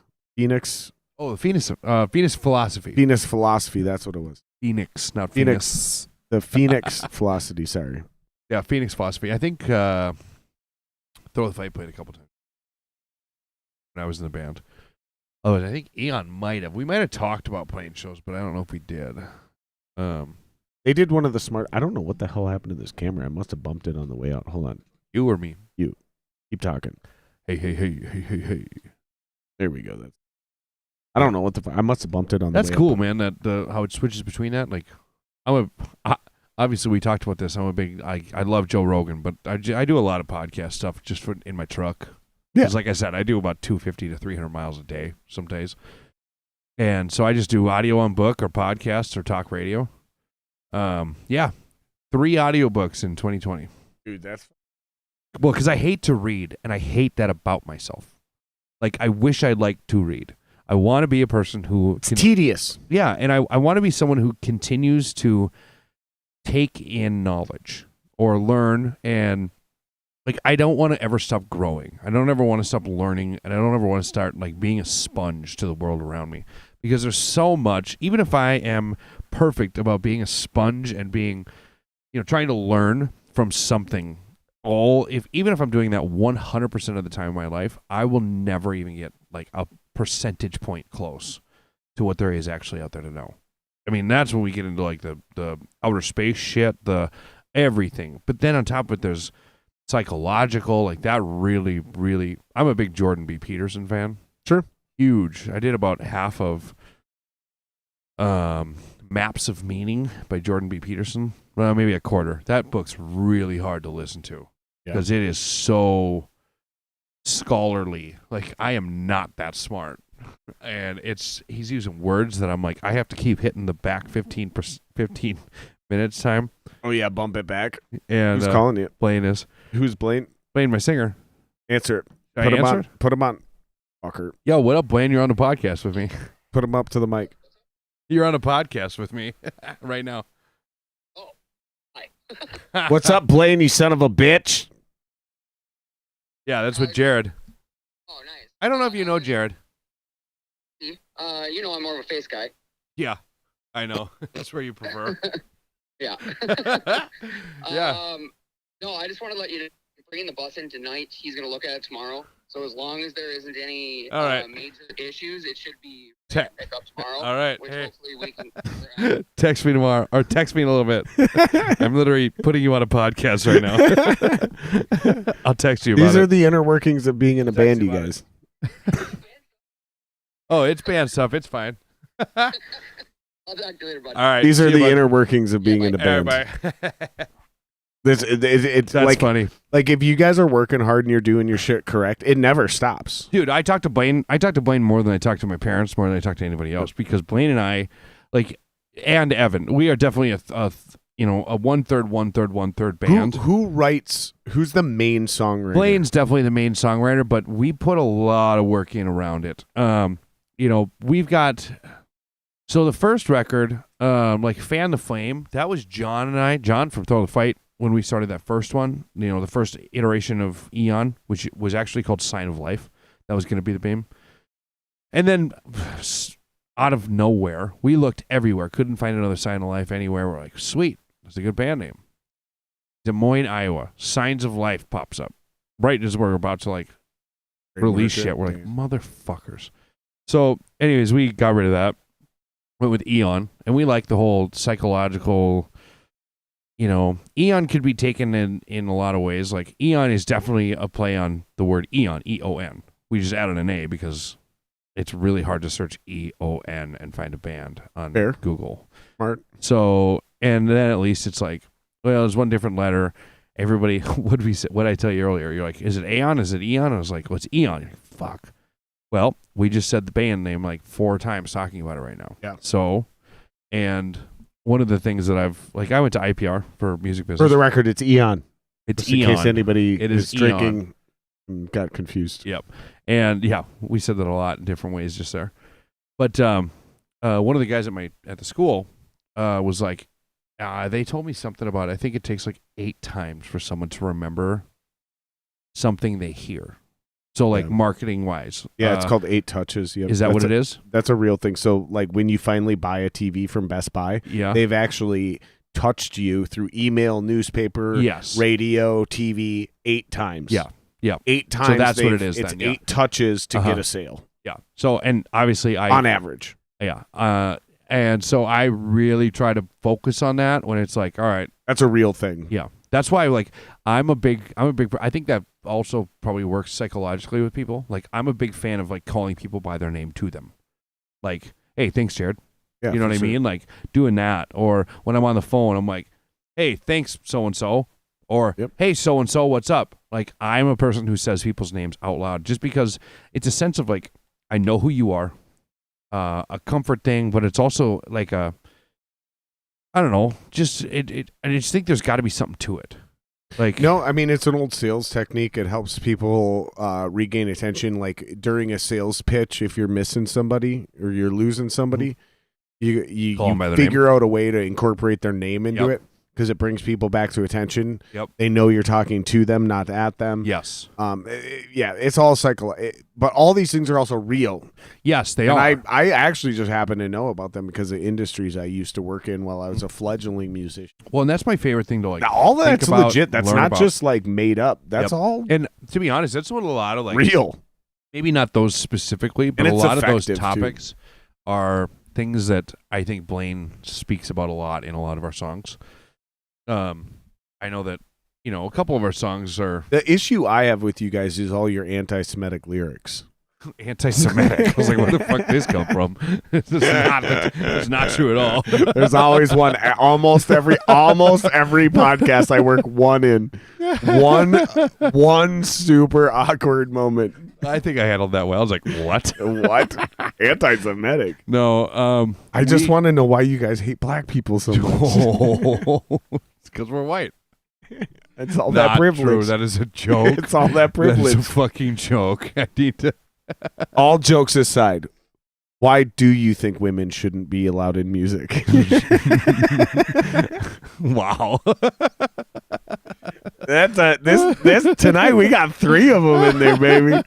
Woo! Also not a quote from me by any means. They're all jokes. None of that shit's true. Man. I'm like, I just want to make sure. I just want to make sure we get all the fucking deep fake material out there. Get in front of the deep fakes. Yeah. Jeremy's got a question for you, brother. What's up, Jeremy? He says, Kyle, do you ever feel the same way, same shitty feeling if you drink Corona? I tend to get stomach issues and this crazy bloat with beer, but it doesn't seem to happen with Corona Premier. Plus low carb, low calories, blah blah blah. When I had Corona, I lost my sense of taste, and then wait, what are all the symptoms of COVID? Smell, taste, coronavirus, fatigue. No, I've never really been a Corona guy. I don't know. I've just never tried. I've had it a couple times because that's Pete Carey's beer, or used to be at least. One cool thing about Corona is it's made with corn, but more importantly, Corona beer. This is a cool thing. All Corona beer is made with imported Minnesota corn. So we import Minnesota corn, export it down to Mexico. Really? They make Corona beer, and that's what... That could be from my... Jesse Ventura set up that trade embargo way back in the 2000s when he was here. I mean, Jesse's a little out there now. It's a fun fact. True story. You know what? Then that means you've probably drank corn from my family. Yes. I think my uncle might be the largest landowner in Isani County. There's a high level of probability, if you've ever driven by a cornfield in Minnesota, there's a high probability that eventually it gets to Mexico and is made into Corona beer. Really? I'm going to start drinking Corona now. There's a legitimately high probability that that's true. That is awesome. Also, Jameson and unsweetened black tea with lemon tends to be easier on the stomach and whatnot, blah, blah, blah. I'm not a big Jameson Just a couple suggestions for the nights Jameson you feel like catching a buzz without the issues. Well, for Shout Jeremy, out to Jeremy Blake. For Jeremy, I'm on High West right now. High West whiskey. It's a little expensive. It's not crazy. So I think, what did I say? $38 a 750. So it's a little up there, but it is really, really good. I'm a big fan. All right, buddy. High West, and then obviously I'm a Jack Daniels guy. That's all right, buddy. Shit. Everybody knows that. Now, this is what is this? Hibiki. So Hibiki. This is Hibiki. I read about this company. So the way they're doing whiskey is really interesting. So this is a really high-end blend. So it's not a single malt. Nope. But the point of this company and a lot of these Japanese whiskeys is not all, but a lot of these Japanese whiskey companies believe that certain American companies have mastered whiskey. So they started making blended whiskeys to pay homage to some of these American breweries. Dude, Japanese people are so respectful. It's kind of incredible the thought that they just put into just what I... Yeah. I wish more people thought like that. Like Americans don't think that way. They're like, we just want to be the shit. Yeah. We're all like, we're fucking America. Yeah, what's up? America. Which, don't get me wrong. I'm kind of like that too. Oh, I love that movie. I'm kind of like that too, but at the same time, I'm like, man, if everybody just had like 1% all right, now this is more a true respect sipper for everybody. By the way, this is a true sipper, not a shotter. True sipper, by the way. Because if you don't like it, then no, I mean, I'm kidding. Then we haven't wasted much. But if you do like it, then we can keep sipping it. No, we're sipping it. It's a true I don't sipper. Sip things. It's a true sipper. You definitely want to, like you want to do the whole douchebaggy fucking yeah. What is this, Hibiki? Hibiki. There's a lot really going on there. Holy cow! This has a. Here's what the fuck am I thinking of? There's a lot going on. It's really warm. It's really smooth. Yeah. Really warm. There's a lot going on there.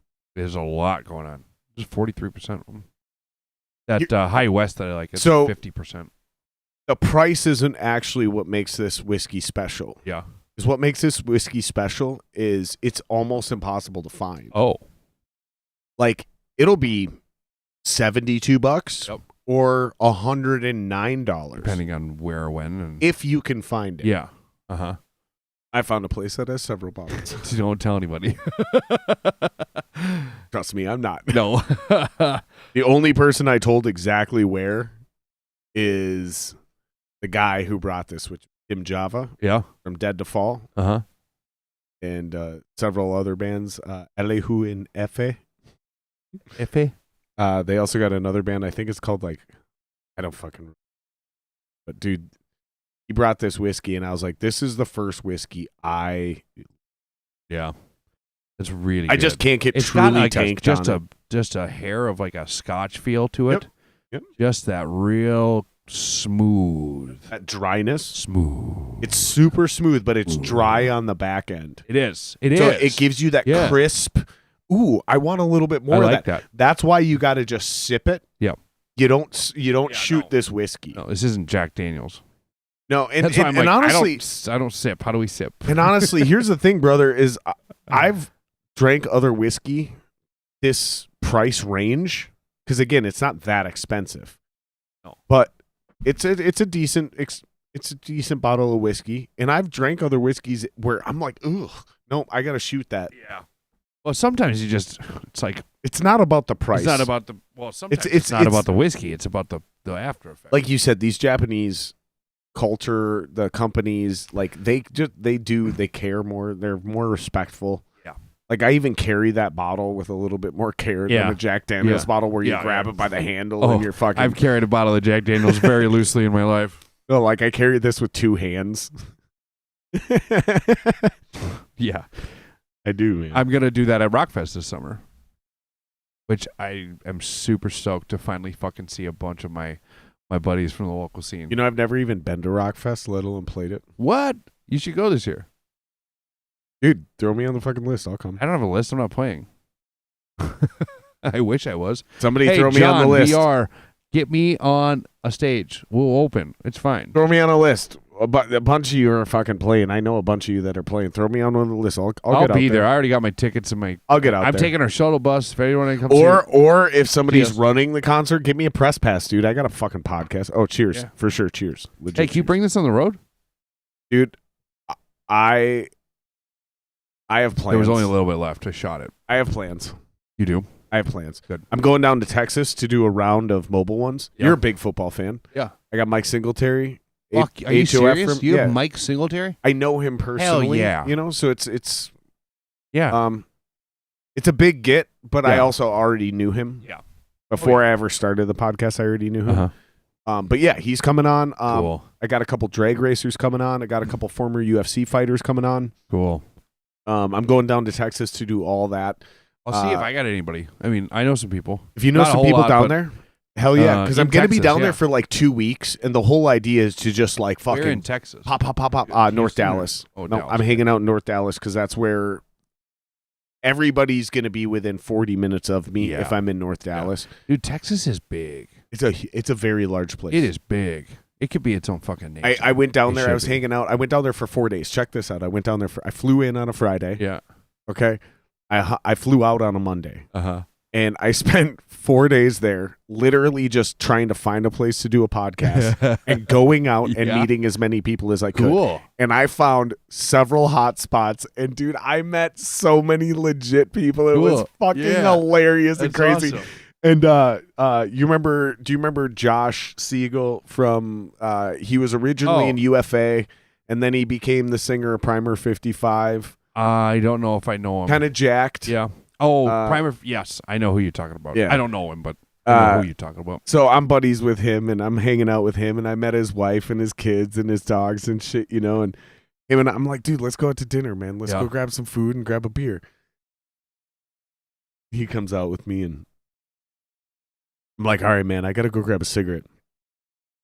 I'm going to go over here and smoke. I come back. Schwa's chuckling. Like, what's so funny? He's like, oh, it's just my wife. She's like, man, Jared, he's a real talker. He must make friends everywhere he goes. Dude, I started dying laughing. I'm like, I just made 2 more friends. Yeah. Like, literally, while I was over there smoking, I met 2 more people and exchanged numbers with 2 more people.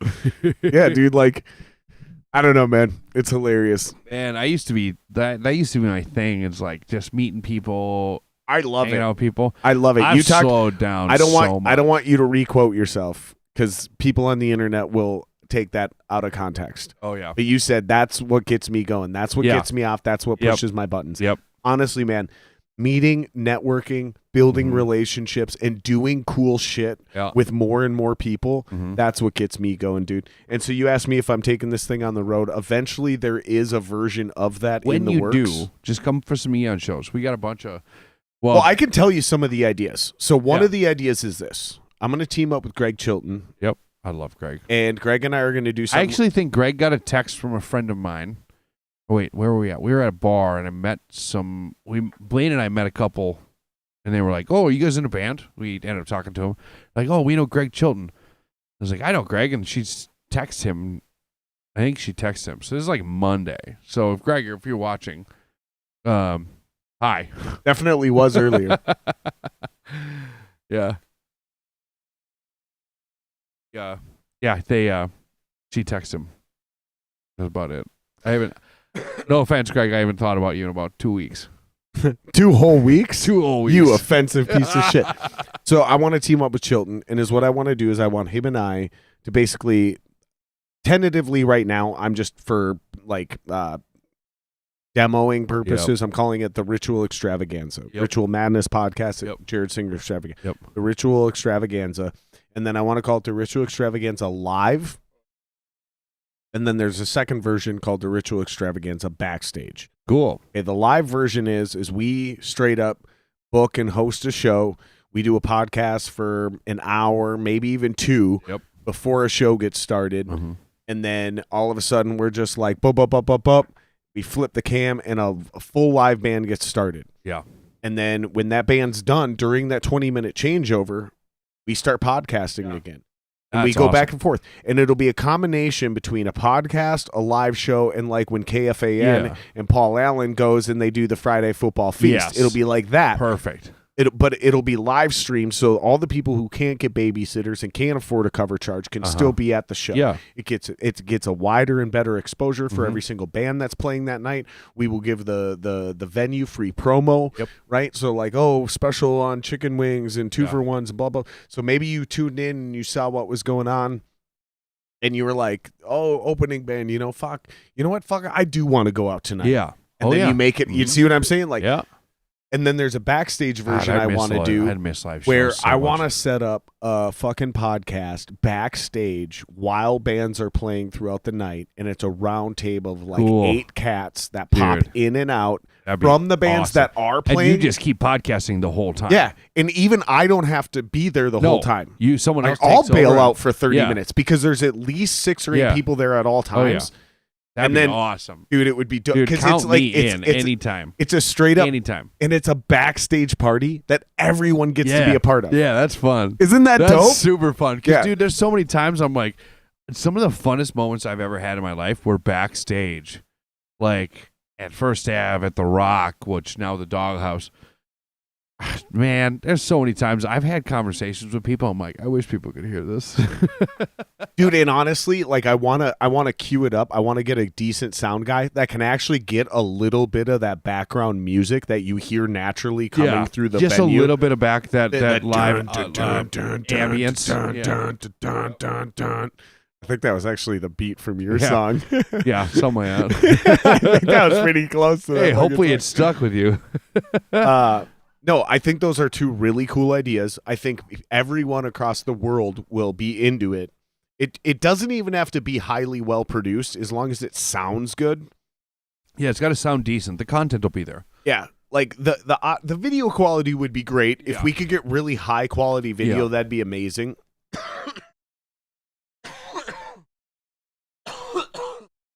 Check 1, 2. That whiskey kicked back up for a second. Woo! Woo! I literally felt the whiskey just come back up from the bellies and go, hey, there's a burp coming. Yeah. And then sometimes, I don't know if you guys have ever experienced this, but if you try to stave off a burp while you're talking, it'll turn into a cough. You almost just did it just now. Almost just did it. You son of a bitch. Dude, son of a bitch. It's crazy. You son of a bitch. I'm in. We are. Speaking of, do you like Rick and Morty? Son of a bitch. I'm in. I love Rick and Morty. It's my favorite fucking show in the world. It's so crazy. We're almost the same person. I know. There's a lot of fucking similarities. It's pretty fucking wild, dude. Dude, Rick and Morty and Archer. I actually already knew this going in. Oh, I was gonna bring up Archer earlier when you brought up fucking when you brought up South Park. Like I try to push off my chauvinistic side. Archer Fuck, man, I love it. I love women. I'm all about everything. I'm not trying to say I'm chauvinistic, but the jokes he makes on that fucking like that. What's is it? William H. No, H. Whoever the fucking guy is that voices him. Yeah, I was just talking about him the other It is some of the night. worst shit, but it's like those subtle, like when you're in a relationship and you have a. It's the same reason I love Sonny. Sonny. It's the same reason I love It's Always like. My buddy Crumb, he's a fucking Sonny diehard. I think the reason we love this is because we're all terrible. Yeah. All of us. Like it Oh, goes back to some religious shit. Like we're all born in sin. We're all sinners, right? Like even if you don't believe in God, virtually every single person will admit that they are actually a shitty person. Like There's been things for everybody. Very few people actually wake up. And actually, there's a dichotomy going on here. There's two different selves that always happen, right? Like in your like conscious everyday self, you're like, I'm a good person. I mean well. Yeah. We all do that. But then there's the other side of us. The shadow. Yeah. Right? Where we know deep down inside, like we're fucked up. We've done some fucking shit. We've said or felt or thought or done some really horrible things. Uh-huh. Like sometimes we haven't acted on them, but we've thought some like heinous shit. Weird shit. We all know that in our hearts. Everybody's we got all it. know that. And I hope. And shows like Sunny and Rick and Morty. Dude, oh yeah. And these They shows bring that shit out. South Park, Archer. In a light way. Like, yes. In such a light, like where we feel less alone. Just and we the way can that, laugh like- at the like- fact that someone yeah. else feels and thinks the the same way way that we some do. of those characters in all those shows talk to each other, it's like I've wanted to say that to someone so many times. Just like so many how- times. Like Archer You son or of Rick a and Morty, bitch, or- I'm in. You son of a bitch, I'm in. And then when It's almost like that Dumb and Dumber quote. It's almost the Dumber and Dumber thing. Just when I think you couldn't get more any idiotic, you you completely redeem yourself. That's like the end of that Rick and Morty episode.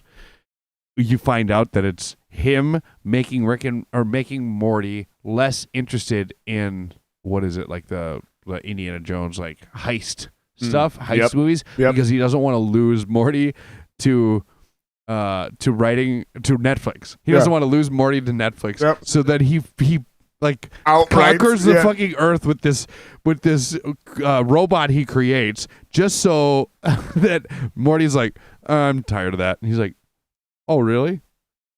That's too bad. My favorite was it's the so Avengers. dark. Like that is some of the darkest shit. I shouldn't even say my favorite, but one that sticks out to me is the Avengers spoof. What was it called? Defenders or something like that. Where he saws them. He does the saw. He basically gets too sets drunk up and shits himself. And then it's fucking the whole thing is how he. Did you just saw us? And I then, don't know. At the very end, it's like, I love you, Snoop Snoop. Yeah, I love you, not Snoop his, Snoop. not Son his. of a bitch. Oh my god, dude! Every episode. I've probably seen every episode of Rick and Morty 100 times. Oh god, I'm not it's kidding. so great, dude. 100 times. It's so great. And I've seen every episode of X-Files probably 17 times. Dude, I think, honestly, man, I think the fucking X-Files has the best explanation for the conspiracy theory of the Kennedy assassination. Yes. There was a dude in the gutter. There was a dude in the gutter at street level as a second shooter. Mm-hmm. And that's how it all went down. And no one was looking at the ground, at the gutter. No. Watch X-Files. You hear a gunshot, you go. Yeah. Yep. And, you don't go. And yeah, people are looking around. They have no idea. I'm telling you, and it was positioned where dude, that is the most plausible explanation. Is that there was because I do know for a fact that it is 100% possible that Lee Harvey Oswald didn't do it. Could have done it. Oh, Could have. Yeah. It's totally possible. Yep. However, based on everything we see, it's not very plausible that he acted alone. True. So the second shooter seems entirely theoretically plausible, past possible into plausible. And that stupid fucking show, X-Files, has the best explanation as to how and where that second shooter could have been, and amazing. No one would have ever known. Yep. Because you're in the gutter. Yep. Dude, I'm telling you, you guys got to go watch that episode if you guys don't know what we're talking about. Or go watch the episode. Brad retracted a comment. Uh-oh. Brad, we don't do that here. Whatever you say has to stay on record. Oh, shit, we got comments, you guys. Let's back up. Oh, shit. A High West campfire. We're talking about the High West whiskey. High West whiskey. High West campfire. It's probably a smoky. I think it's probably a smoked bourbon. Is probably what it is. Yeah, they have 4 kinds of the High West. I bet you is what 4? It is. I can almost guarantee. Mine's the Prairie Bourbon. That's so just knowing how whiskey is made and alcohol is made, I bet you when they add campfire, I bet you what that means is it's a scotched bourbon style. Meaning is what they did is they smoked peat moss under it. Oh. To give it an extra rustic, nutty, earthy flavor. Huh. Did you know that's mainly the real difference between First of all whiskeys are the same. Yes. The vast majority of the differences is where they were made. Yep. And the ingredients per the location. Uh-huh. So, like, you can't truly make a scotch. You can make a scotch. Yeah. Can't truly make scotch with a capital S unless it's from Scotland. Because you didn't get the waters from the Highland. Too? Very similar. Tequila's only Blaine will be mad at me that I don't get this right. Tequila is only tequila if it's made with agave in it might even be named Tequila Mexico. It's someplace in Mexico. If it's any tequila made from somewhere else, it's not technically a tequila. So it's like champagne. Pretty much, yes. And I don't know for sure. I am not a tequila guy. Same thing with bourbon. There are 2 people on this planet I take tequila shots with. 3, actually. But the 2 main ones are Blaine Soviet and Joe Spanbauer. That's the only 2 people I would take shots of tequila with. Anybody else, I'll tell you to go fuck yourself. Okay, well, when you and Blaine come back on, we're doing tequila shots. Oh, I'll do whiskey. You guys can do tequila. No, we're doing tequila. Maybe. I might sleep here. Oh, it's happening, baby. I guarantee you that campfire thing. By the end of the podcast, Kyle's sleeping in the corner. I guarantee you the campfire thing is some sort of smoked peat moss underneath it to give it that. Yep. I'm 100. I'm telling you, I'm. There's. If I'm wrong, I would be blown away. Yeah. But I guarantee you, they're smoking some sort of peat moss under it to give it like a Scotch or bourbon vibe. Mm-hmm. That's also Jared's backup pee bottle. Oh, the Hibiki. What? The Hibiki. That's my backup pee bottle. Hibiki? No, that's the Centauri. It's actually the Jack Daniels. Oof. Jack. No, for real though. Brad, Steel Corner. You can't retract comments, man. Everything. The fuck, bro. Everything we say here is permanent. And forever binding. That's why I'm like, we can't talk about this. We can't talk about this. We can't talk about this. Play another song, dude. Yeah, let's do that. I got this one queued up. Which one are we doing? That one? The second 87 seconds? Probably, because you sent me the blue other one. Well, because you sent me the other one. Just now is the different one, yes. Right? Yep. Okay. Yep. So this should work, in theory. There it is. And then you...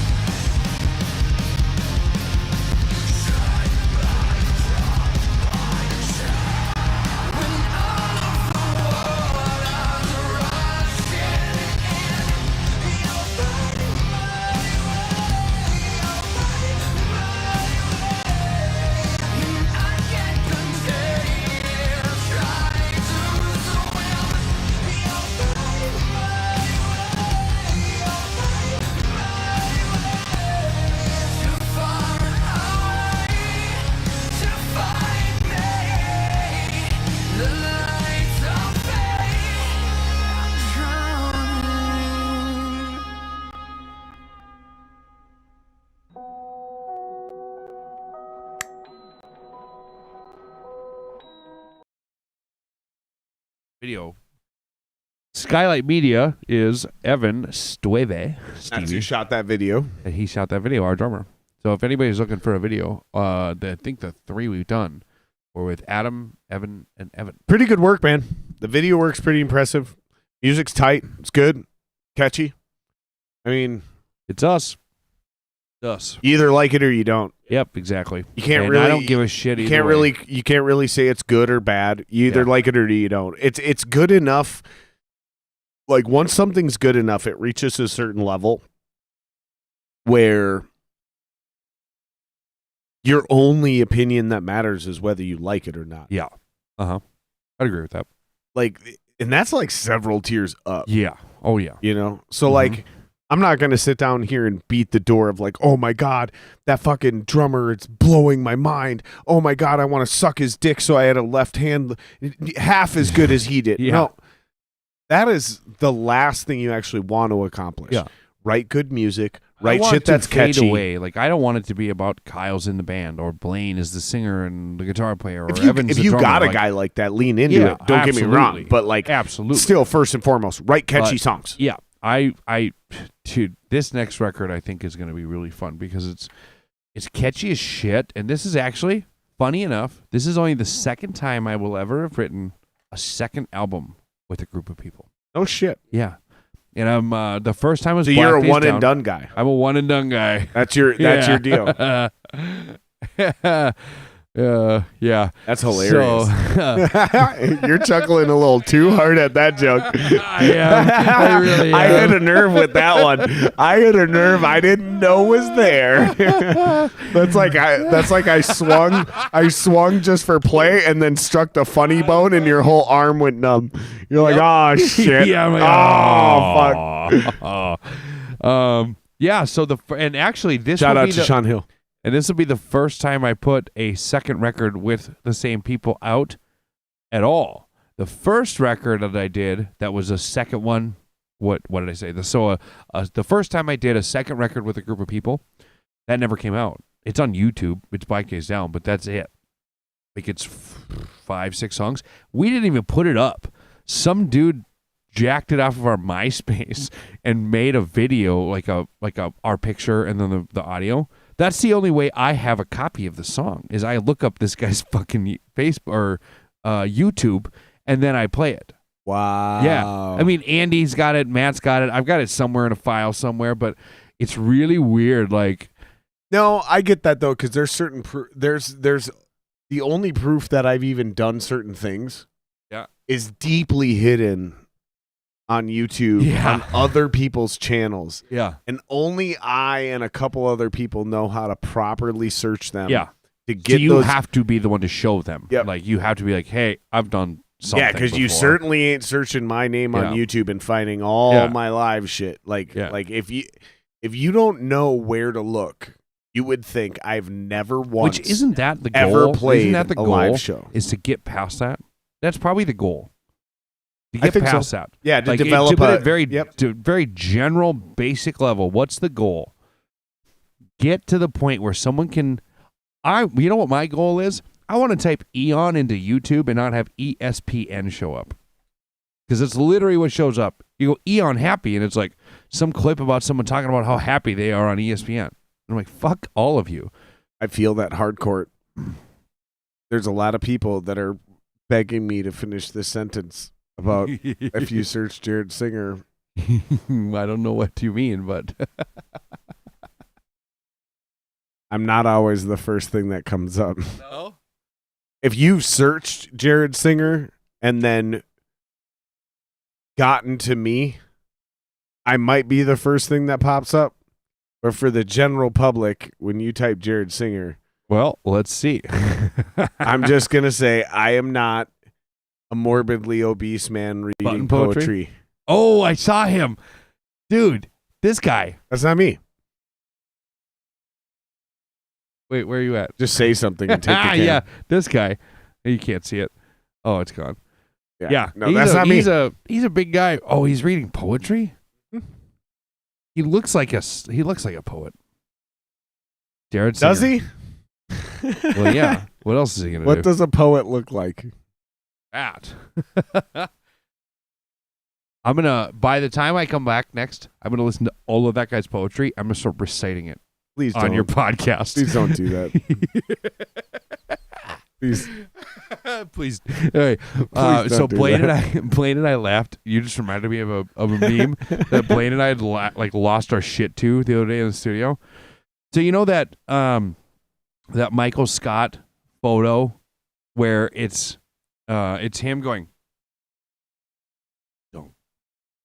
You know what photo I'm talking about? Say it again. It's Michael Scott from The Office going. Don't.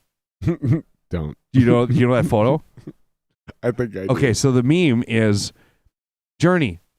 When you it's when you start or when you stop believing. Journey. That photo. We just lost our shit. We don't know why. It was the dumbest thing. Don't. I just stopped believing. Don't. Dude, there's a meme, a sub. It's starting to happen locally. It's already With you? Yeah, with this stupid show. It happened once while I was out on Saturday night. Yeah. Somebody just looked at me like I said something and they looked at me. Oh, hold on, I gotta. You get more. I gotta. This thing's barely on, so I keep forgetting it and like put my hand over it. It's a little warm, ain't it? A little warm. A little warm. A little warm. It's a little warm. Cheers, my brother. Cheers, buddy. Yeah, I was out Saturday night, and somebody just looked at me and they're like, I said something, and they just look at me and they, "You're high. You're so high. You're high." That's a reference to a very specific episode that I refuse to go back into because again, I do not intend to ever humiliate anyone. I would. Oh, it's funny if you don't intend to. I do not bring people on my podcast to ridicule them, make fun of them, trash them, humiliate them. I'm never going to be that guy. But there was one episode where someone said something that I found insanely egregious. Yeah. And I just laid in. I didn't even go after the person. I just didn't humor. I lost all ability to listen. Yeah. Oh, And I was get like, that. nope. Basically, I was Yep. very dickish. I was very dismissive. Definitely not arrogant. That happens. Not arrogant. But I wasn't tolerating the bullshit I was hearing. Yeah. And I was very like, I don't know. It's not a bad thing. I probably acted above. I can see how on your podcast that would be something you don't want to do. But generally, the world probably needs a little more of that. I think so too, and honestly, I wish more people would have done that to me younger in my career. But like, dude, you ain't nearly same. as good as you think you are, bro. Same. Oh God, yeah, absolutely the same. I wish more people would have been like, "Yeah, you could work harder." For sure. Yeah, I should have worked harder. 100%. Fuck yeah, I It's should've worked easy harder. for us to say this now. Yeah, dude, hindsight's 20/20, man. It really is. And it's not even just about Generalities age. It's not even just about age. It's about equity. It's like the work has already been put in. So now we see how little work we were putting in before. And dude, it's gotten to the point where luckily, it's like when you work out a lot, right? yeah. Okay, there's a probably bunch of 3 days fitness a week, dudes. yeah, There's a 4 bunch days of a week. fitness dudes that watch the podcast and shit, right? So like, there was a time when going to the gym even twice a week was like an accomplishment and you were proud of yourself. And now, if you don't go to the gym 4 or 5 times a week, you feel like a failure. Yep. And when you look back on yourself, when you felt like going once or twice a week was an accomplishment, you kind of laugh at that old version of you, like that you were a little baby basic bitch. Actually, that's some basic bitch shit right there. You're a little baby bitch. But like, oh, it was so cute. Oh, look, you went twice a week. Oh, like we do that in every field, in every industry. But that's what something that I learned over the years. I don't even work out, and I understand is that. looking back on my past and not judging myself, because that was what I was capable of at the time. And if I didn't reach what I was capable of, I knew why I wasn't capable of reaching it. Oh, that's interesting, dude. I can't help but do exactly that. I can't help but look at every version of my old self and go, here's a huge reason why I failed a lot more than I succeeded, is because I kept looking back and thinking you're not doing enough, or you're a piece of shit, or whatever, to myself. And then when I eventually went, no, you did the best you could at the time. Now build off of that instead of degrade yourself because of the fucking work you put in. Yeah, So for me, it's I like did that changed my life. For me, it's a if only scenario. Oh, so, for yeah, example, like I got over those. Like I started this podcast, believe it or not, 2 years before I started this podcast. Oh, I yeah. did 8 episodes. Greg Chilton was my first guest. I did 8 episodes, had them in the can, ready to go on the internet. And I couldn't figure out how to get them on the internet. I couldn't figure out any of it. I was too stupid. I was too naive. Blah, blah, blah, blah, blah. I also wasn't motivated or disciplined enough. I wasn't super happy with the content of the episodes. So I was like, no, I'm just going to like shut this down and like figure out how to do it right. And then the pandemic happened like two and a half years later. And so this whole time, I just keep thinking to myself, man, if I would have kept going, if I would have started what would the that podcast 2 years have gotten you? Yeah, I'd be so much farther now, dude. Like I'd probably already be at 1,000 subs. But this is how I think about it. Maybe that 2 years actually did more for you the way you did it than the way you didn't do it. Because the way you didn't do it, you can see that and go, this is what the perfect case would be. This is what the perfect scenario would be. This is the way it would have gone, which you know isn't true. So at the same time, it's like maybe you needed that time to really figure your own shit out and really prepare yourself and be the person that you need to be before you do it, because you did it and quote unquote failed or didn't do enough of what you wanted to do. It's interesting because I feel like, honestly, I've had more ability to reflect on myself doing this podcast. Yep. Not even listen. At the beginning, it was definitely watching and listening back. But now it's just, how do I feel afterward? Like, I don't even look at the numbers anymore. But how do I feel? Yeah. Like, when I get done with that podcast, do I have a like bubbly, euphoric feeling like we had a great experience and got to know each other? You just created a piece of content that is worthwhile. Or do I, like, for the next 2-3 days, have this weird feeling like I need to take another shower? Yeah. Oh, I know that all too well. Yes. And honestly, I'm just going to be 100% honest. There's been multiple phases in this podcast where I feel like I need to take a shower, including the last 2-3 weeks. Like, something about me and the way I've been behaving and the way I've been interacting with people, I haven't felt good about it. Oh, you know? Yeah. And not doing the podcast, I feel like kind of just procrastinated that growth. So for it's 2 negativity years. if you do it, and then negativity if you don't do it. Yeah, but that's just me being self-critical and trying to get better. But you know? then at the same time, how much better does it feel that you acknowledge that? Like, that self-awareness of like, hey, this was shit. I can keep my integrity if I acknowledge it. Yeah. I can't keep my integrity if I ignore it. Yeah. I agree with that. So ipso facto, to quote Jeremy in his old thing, I feel better being able to Yo, Jamal. Witness myself being a shitty person. Yeah. And go, oh yeah, I don't like how you said that to that person. Yeah. I don't like how you handled that situation. Yeah. And if I wasn't doing the podcast, I don't have that ability. Uh-huh. You know what I mean? Yeah. Like, because I'm not, I don't know, man. No, I get that. I don't know. I don't even know what my actual point was. Well, when you put yourself on a schedule like this, but your schedule also includes, you know, as much as this is a performance but isn't a performance, it's more of like a free flow, you know, if you will. Oh, for sure. As much as but it's still a performance. It's the open format. This is still, we're still talking knowing that there's other people around, hopefully. I don't know. Well, there's definitely people watching. Yeah. Speaking of Jamal, yes, X-Files is also my favorite all-time show. Yeah, shout out to Jamal. I love X-Files. I fucking love it.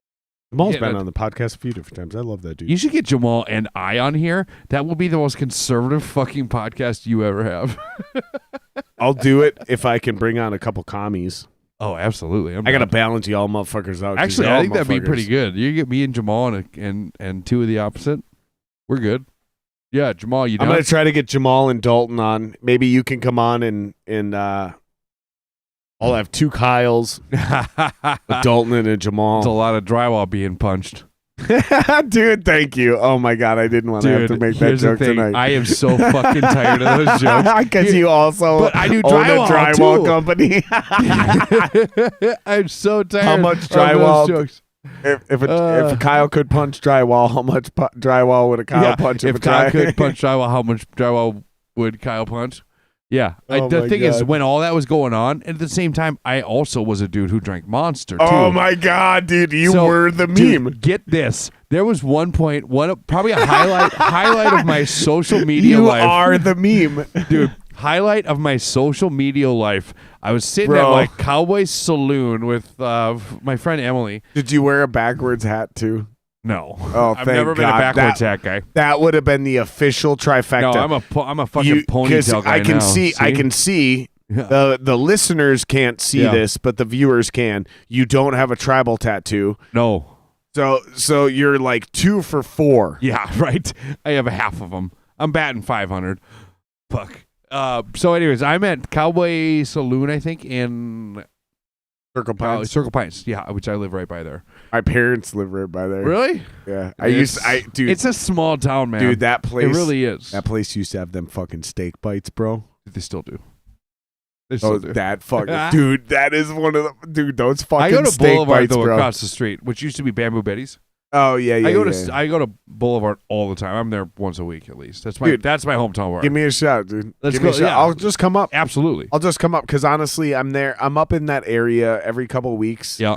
And I'll just swing by. Yeah. If you're there, just shoot me a text. Fuck yeah. Absolutely. Hey, are you in the area? And one of these nights, I'm gonna be like, yeah, I'm actually literally what's on nice my way about home. Boulevard is 2-for-1 liquor pours all day, every day.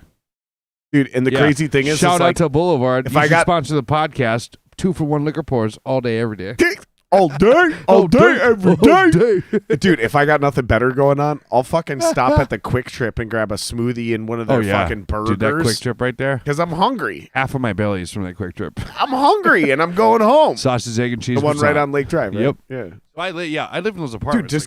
Dude, you got my number, dude. Just give me a shout, dude. So, anyways, Monster, Kyle, Cowboy Saloon. I thought we were trying to get off that. Nope, we're getting back on it. Let's keep going. So, we're fucking off-roading now, baby. Imagine this is a fucking monster. For some reason, like, my friend Emily, she's like, she always has Monster, and I don't really drink Monster. I haven't drank Monster since probably my Throw the Fight days in like 2012, 2013. Dude, you were in a band called Throw the Fight. Yeah. Your name's Kyle. You do drywall, and you drink Monster Energy drink. You are the fucking meme, bro. I am the meme, dude. Or you were, at least. I was, I mean. But, so anyways, and I'm sitting there, and Emily's like, dude, those Kyle Monster memes are getting real old. And I'm like, you're telling me I get tagged in 6 things a day from other people. I'm not kidding. It was like fucking Addison, Brooks, all my friends are like, they would tag me in this shit. And it's shit I've seen 8 times already. And they're tagging me in it. And it's on my wall on Facebook. And I'm like, fucking A. Guys, knock it off. And finally, I'm like, fuck it. I look at Emily, and we're sitting at the bar. Emily, I don't even, emo. I can't remember her fucking last name. But whatever. It's a bunch of fucking J's and Z's and K's. Right. And I'm like, I do this. I'm like, watch. I'm like, give me that Monster. And I do one of these. And I post it, and I'm like, yo, getting ready to punch some walls right now. Who's in? I posted it. It was like 450 fucking likes on Facebook in like 4 hours. I was sitting at the bar like, oh my God, it's like 20 to 50 more every time I check it. I was like, this is a perfect time to do that. Dude, I think we need to fucking get with John Wheeler. Oh. Ow, that hurts. You all right? You chip a tooth there, bud? Not quite. Oh, man, that was a rough one. Yeah, we start talking about John and teeth fall out. We should hook up with John Wheeler. I love John. And here's what we do. You know that John is my first person I met down here when I moved down here. Get the fuck out. So get this, and I don't even know if John knows this. I've talked to him about it, but John's forgetful. Hold on, I should text him if we're going to talk about it. Yeah, text him. Hold on, I'm just going to call him right now. Yeah. Let's see what happens. Let's see if he actually answers. Let's see if I can call John Wheeler. So, okay, so I'll get on a tangent quick. I'm 36. I started coming down to the music scene. Don't go too far, though, because I don't want you to have to start over if I get this fucking degenerate on the phone. I think I got into the music scene down here when I was like 19, 18 maybe. And I started going to shows at, what's the Burnsville? The Garage. The Garage. First person Where John became a king. First person I met was John Wheeler. I was like 18. Was he even shit yet? Oh, he was. He was already the shit. Already the shit. Because John's like 42, isn't he? And you had dreads back then. No, I didn't yet. Oh, he but might you were not still even gorgeous. remember me. I think he picked up. Oh, he didn't He pick did. up. Okay, we're gonna FaceTime and then we're not accepting no for an answer. Keep going. Okay, so he's already the shit though. He's already the shit. He is the king shit at the Garage. And I'm like, I So don't what even- year is this? Clearly Fuck, S&B's that's already a That's thing. 2003? 2003 maybe? Okay. You find him? Come on. Come on, John. I'm FaceTiming. Come on, John. Yeah, that'll be If he picks perfect. up. I'm just gonna keep calling him until he answers. Just do it. I think it was probably 2003. And John's the first person I met, like legitimate now person. Like, how do I explain that better? Like someone who's still in my life. He's the first person I met. I understand what you're trying to say. And I've always loved, I fucking love Wheeler, man. Hey, you piece of shit. yo, You're John. on a podcast with me and Kyle Glidden. That's exciting. Yeah, I'm talking about you right now. Hey. I'm telling people that you're my first person I met when I moved down to the cities in the music scene. Yes, you are the first person that is like still legitimate in my like life. You're the first person. I was like 17, 18. Because what are you, like 40 now? Oh, Yeah, he's 76, and Yeah. I'm trying to also tell everyone that I'm trying to throw you under the bus here. you have all the STDs. 2 of them he Yeah, got from me. But yeah, you're my one. first person. Like from anybody I met when I moved down here, you're the first person that I met that I still retain now. Like I know who we are. Like we know who we are. Right, like the mailman doesn't count or whatever. Yeah, exactly. And I think it was at the Garage, and it was probably 2002, 2003, 2004 when you were like Yeah. king shit at the Garage. Yeah, in my empire of dirt. Yep. Yeah, that's pretty much it. He's like, I'm going to call John. I'm like, all right, call him. I love you, John. I think we've talked about that before. I think we actually. have. Like, this does sound familiar. But John knows my style. yeah. I'll go full Burt Kreischer on the bitch and call a motherfucker on the podcast because I don't give a fuck. Hiding because I'm like newly medicated, so like the amount of sense I make, I'm normally and kind of have like I'm aware of how the stuff coming out of my mouth is not under my control. But now I'm like, oh boy. Oh, dude, I love your shit, man. You're fun to watch. You're fun to watch. I appreciate you.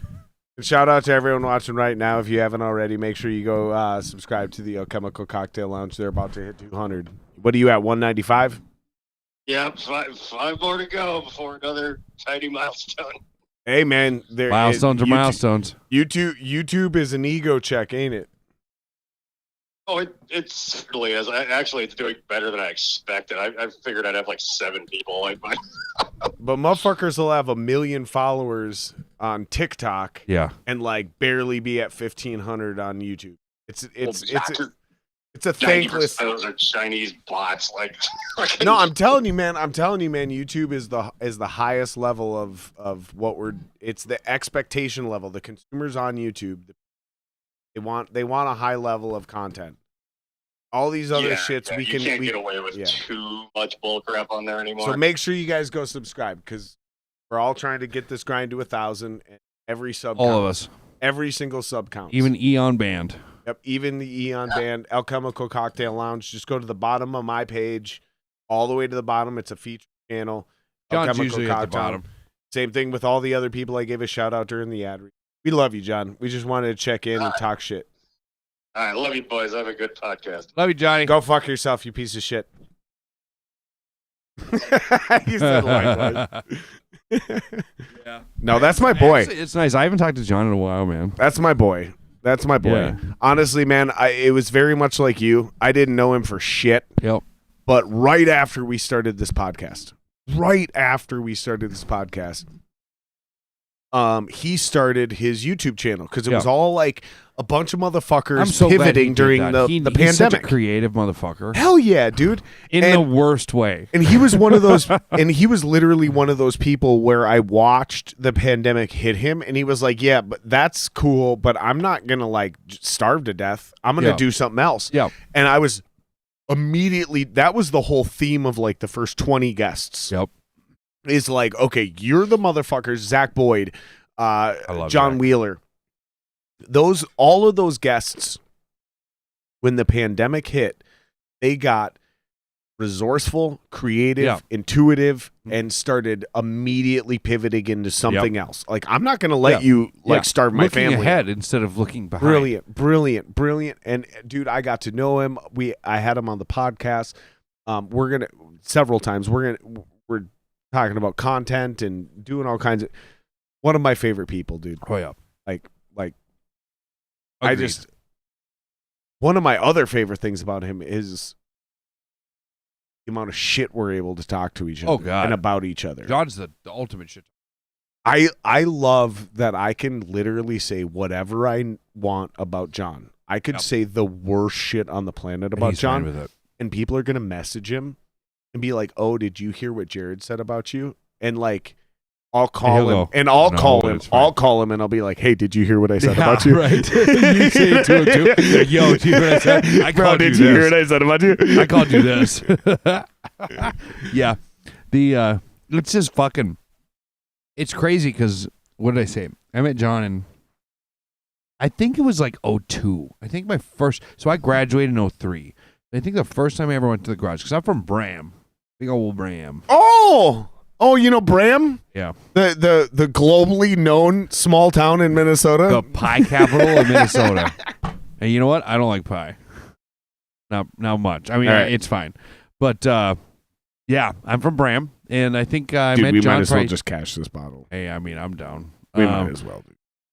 So anyways, I think You're about rich it now. with all that white privilege. You can just fucking, shit. you can Uber at home. I think about it now. I'm like, dude, it is what, 2021? That is like 17 We're years. actually not even drinking that much whiskey. No, we're we're like really not. sipping tiny baby shots. So I think I've known John 17 years. 17 years. That's a long time. That's a fucking long time. That's too long for John. You're a lot to handle, John. But luckily I don't see you very often. Can we talk any shit about him? Do we know any dirty, nasty know much about things John. we Like, can talk about him? John is honestly the closest acquaintance I have. We were talking earlier about like, oh, we're all just kind of really decent acquaintances. John's probably my closest acquaintance. As far as me, like on my side, just because it might not mean anything to him, but to me, I'm like, dude, John Wheeler's like the first dude I met that I was like, oh, you're in the scene. That's it. I mean, it's really nothing else. There's nothing other than that. For me, honestly, that same exact person is Sean Ware from B. Oh, really? Yep, Sean Ware. First person coming into the scene. Suburb kid, moved to Northeast Minneapolis. Finally, like I had already written a bunch of music coming from the suburbs, but never. I was a teenager. I was 14. Yep. Got to this creative arts school where I was able to record this really shitty demo, but it got my first demo. But it got my songs across. Yeah. And I got like real musicians to like suddenly show up. Yeah. And like I had this band and like we were actually kind of good even with my shitty songs. And they bring me to a show before we had ever played our first show. They brought me to a show at the Rock nightclub to see. Shout out Rock nightclub. To one see, of my favorite places. Get this lineup. You ready for this? They brought me. And they're like, you need to understand what you're walking into. And they brought me to the Rock nightclub to see a battle of the bands with LTD. LTD. Wow, I haven't heard that band in a long time. That's Dave Rogers from Head Charge. You just got talking about you're queuing up Head Charge on the way home. I don't know how we brought up Head Charge, but we brought it up. And you were like, dude, I love that band so much. I'm bringing always bring up Head Charge. You're like, I'm queuing it up for the ride home. Yep. Ginger Jake. Oh yeah. Eaon Severson. He B? commented. Yep. B. I love B. B. Shout out to Eaon Severson. Been on the podcast. Chocolate Shotgun Sessions available now everywhere. And who was the other? Skywind. Fucking Wally. All Those those were guys. those guys. were I the love four all those bands guys. on the bill Rich, that night. All those guys. But think about that bill. Those were the four bands on the bill Yeah. that night. Yeah. That was my introduction. And the first person I met in the scene, other than my guys, was Sean. Dude, so and I reached out my hand and I was like, nice to meet you. And he grabbed my hand and then yanked me in. And he goes, oh, we're family here, bitch. Yeah. We hug, motherfucker. Yeah. And he that's- hugged me because that's Sean. You know Sean. And that's immediately how I was introduced in the Minneapolis music scene. My introduction was First Ave Main Room, Skywind, Black Flood Diesel, The Fighting Tongs, Smile Nair, and Sunset Black. And Steve from That's Skywind. a pretty damn good bill. That was my first dude that I met. That's was a pretty Steve. damn Besides good bill. John. John was different. Like I went to a show and whatever. This is like I went to a local show at First Avenue, sold out, and I was like, There's yo, this is a local bands? Like, what the fuck? But if you talk about people to meet, John Wheeler's a good one. Oh yeah. Sean Ware might be one of the best. Yeah. Like the first person you meet on the Minneapolis music scene, Sean Ware. Yeah. That's a good pretty good. interaction. That's pretty good. And actually, Is there anybody else I met you Joe would rather meet? Spanbauer really, really early too. But is there anybody else you would rather meet for the first time on this scene than Sean from B? Even Dan from B. Yeah. Oh, dude. Because Sean's got that B. I like just love B. bubbly, loving, like Dude, Dan Knight is one of my favorite people on the planet. Don't even get me started on. I'm Dan gonna Knight. fucking text Dan right now. You should text him right gonna- now. I could call. Has he been on the podcast? No, you gotta not get yet. Dan. You gotta get. He hasn't been in Minneapolis. Dude, he hasn't- I think the he last hasn't time he been was here. here, I saw him. Dan's one of those dudes who like I met Dan because of Derek Abrams. You should and text Derek him. Abrams You is one should of my text favorite him. people on the planet. You should text him and then I'll call. I don't know him. if I have his same number anymore. It's been a long time since I talked to Dan. It's early there. It's only like 7 a.m. in LA, or 7 p.m. Sorry. Oh, fuck. I forget about that. All right. I'll see if I can call him. You text him. I'm gonna call him. Is it This will be hilarious. DAHN. DAHN? I know for a fact this There is. it is. Still, yep. Yo. I'm already calling him. You calling Dan? Yeah, I'm already calling him. He probably won't answer. I fucking miss Dan. Call has been forwarded to an Automatic voice message it. system. Told you. It's too early. He's probably either literally at a show or at He's a eating rehearsal breakfast or, right now. 7 p.m. or LA. in the You eat studio. breakfast at 7 a.m. in LA, don't you? He's always doing. I guarantee you, he'll text me later. Hey, what's up? I missed your call.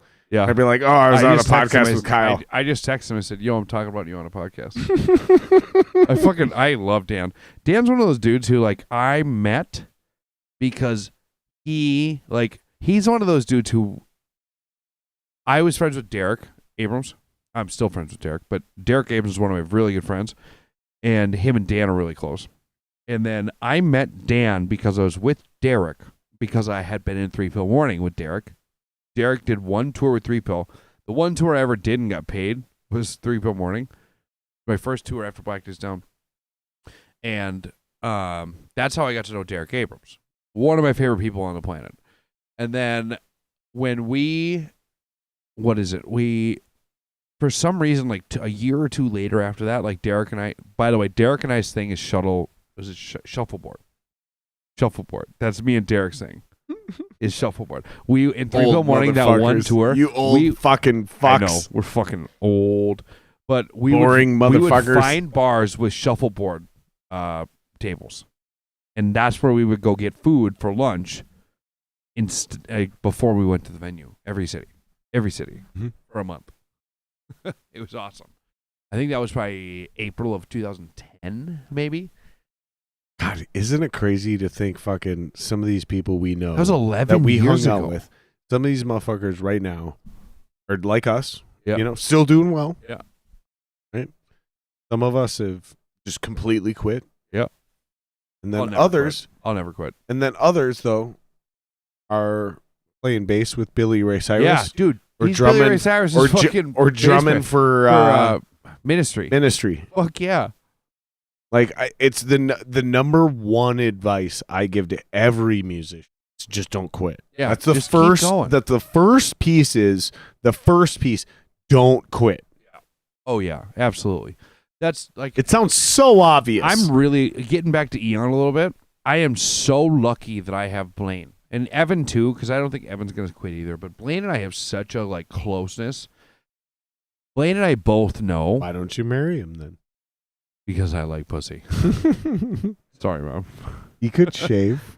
Oh, yeah, he's small enough. You could shave and or wax. But the thing is Blaine and I know that we have a friendship that is so tight that I'm not going anywhere and he's not going anywhere. It's just just what it is. And luckily, I also love Blaine. Like Blaine and I write good music together as far as we are concerned, and we love doing it together. I'm not gonna stop. That's prolific, dude. I'm not gonna stop writing music for or not prolific, forever. Profound. But I'm probably gonna do a lot of it with Blaine. And Blaine and I are gonna be doing all this shit. And Evan's gonna be there with us too, because Evan actually is one of the best things that's ever happened to us dynamic wise. He's chill. We're not. Right. And You gotta have that balance. he honestly he's one of the best drummers I've ever played with in my life. And it'll be fun to do about 2, 3, 4, 5, 6 records with the three of us. I think that's super crucial to have that understanding of that balance of those band members. Like you gotta have the chill dudes, you gotta have the amped up dudes. You gotta have the amped up dudes be able to push the chill dudes. Yes. But you gotta have the chill dudes be able to calm down the amped up dudes. Yes. It's very much like a football team. It is. What's weird is with Eaon, or with me even in bands, I used to always be the amp up dude, the too much dude, the party dude, the guy. I'm chilling out hard. But bands need that guy. But bands need the hype guy. Yes. Even Metallica grabbed Jason Newsted. Yeah. Because it wasn't he was the best bass player. By the way. It wasn't he was the best bass player though. No. It was because he was the hype guy. Yeah. He was the new hype guy. Which on stage, I'm definitely that. But then when you get to the dynamic of like figuring each other out. See, and that's another nuance I love. That's a whole different thing. Another nuance I love is like, okay, so you just mentioned that. So there's personalities during songwriting. There's personalities on stage. There's personalities while there's tension. Yes. There's personalities while there's business decisions being you know made. what? And each person, is probably not has a role. Yes. Has a role. And it's up to them to step up when that role presents itself, and it's up to everyone else to trust that person. Exactly. That's a big. To step the fuck back and go, oh, wait a minute. No, this is this person's shit. Yes. That's whether we're talking songwriting, yes, contract negotiations, internet logistics, fucking that's one thing that touring, Eon's been really good about is switching between members with know your role. Like know your role. Win. Honestly, we got to the point where we're like, I'm good at this, you're good at this, you're good at this. But then there's a second level of, do you want to do this? Do you want to do it? Just because you're good at it doesn't mean you want to do it. So if you don't want to do it, but you're good at it, we'll hire it out or we'll figure it out. Like, it got to the point where, and this is something where in a bunch of other bands I've been in, just because you're good at something doesn't mean you want to do it.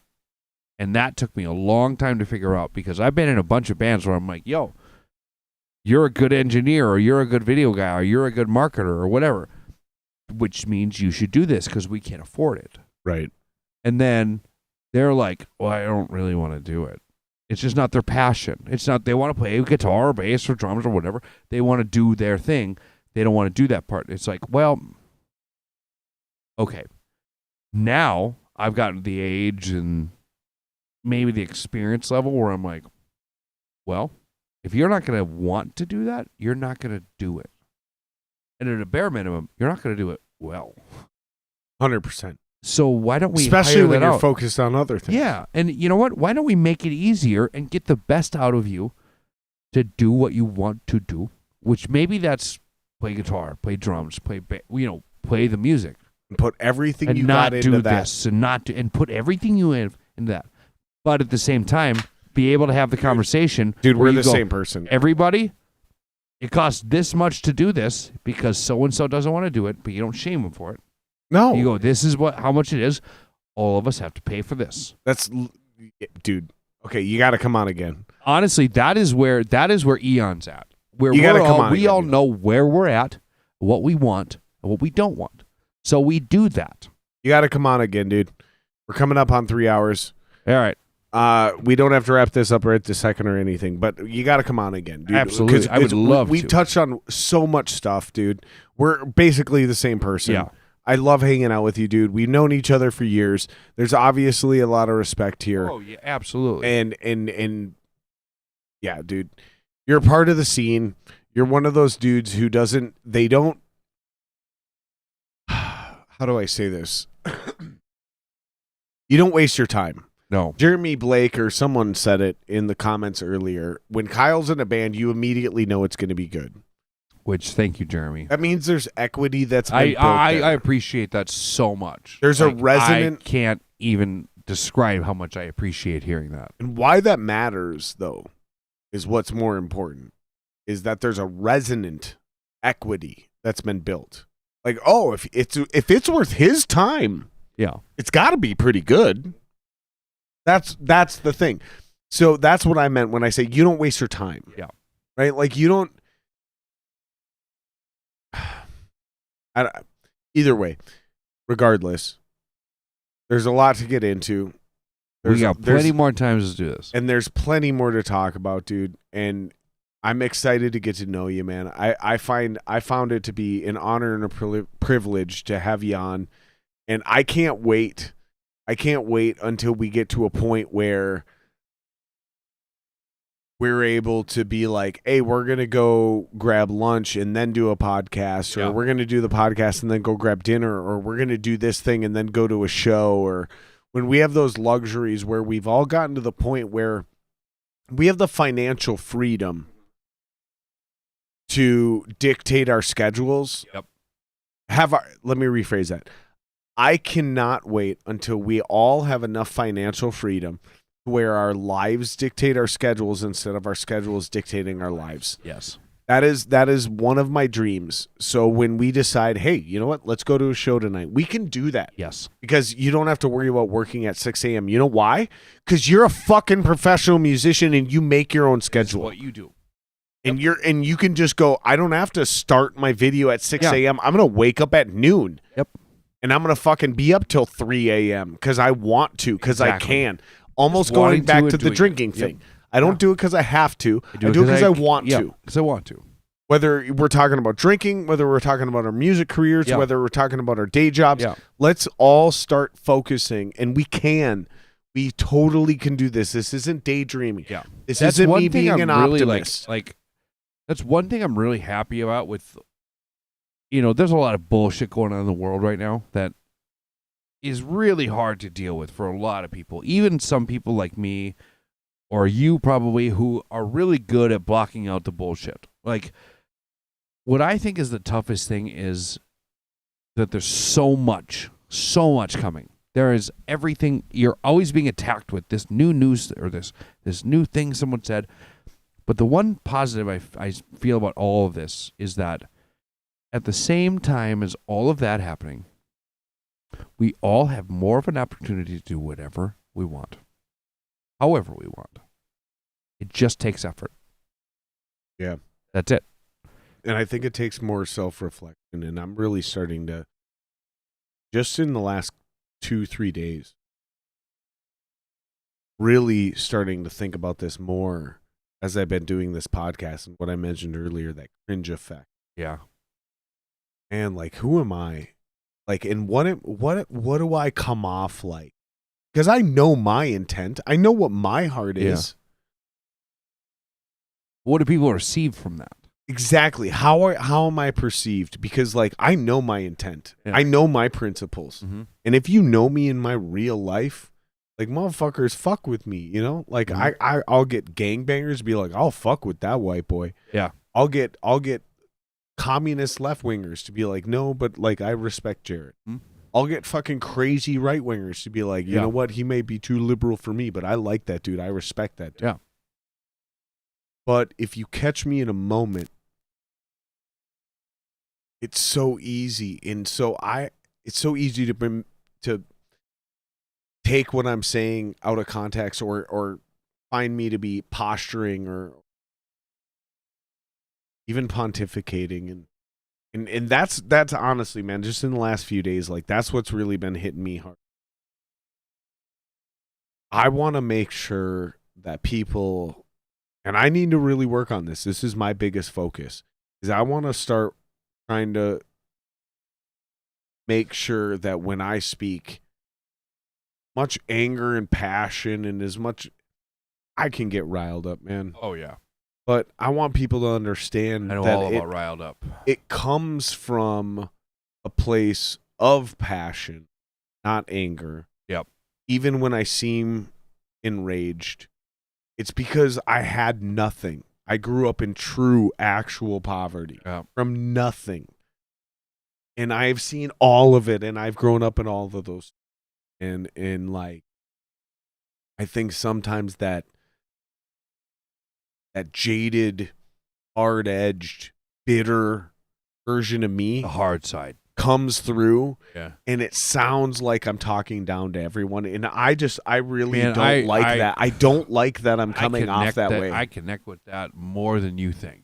It's bothering me lately, dude. In the last 2-3 days, I don't want to be that guy. I don't want to seem like that guy, man. I'm not. Like, I'm saying these things this way because I believe most people need to be talked to the way I need to be talked to, and that's not true. That's not actual reality. Which that is awareness. Like, so many people don't know that kind of awareness, because there are certain things that someone will say to me, and I'm like, it doesn't register with me.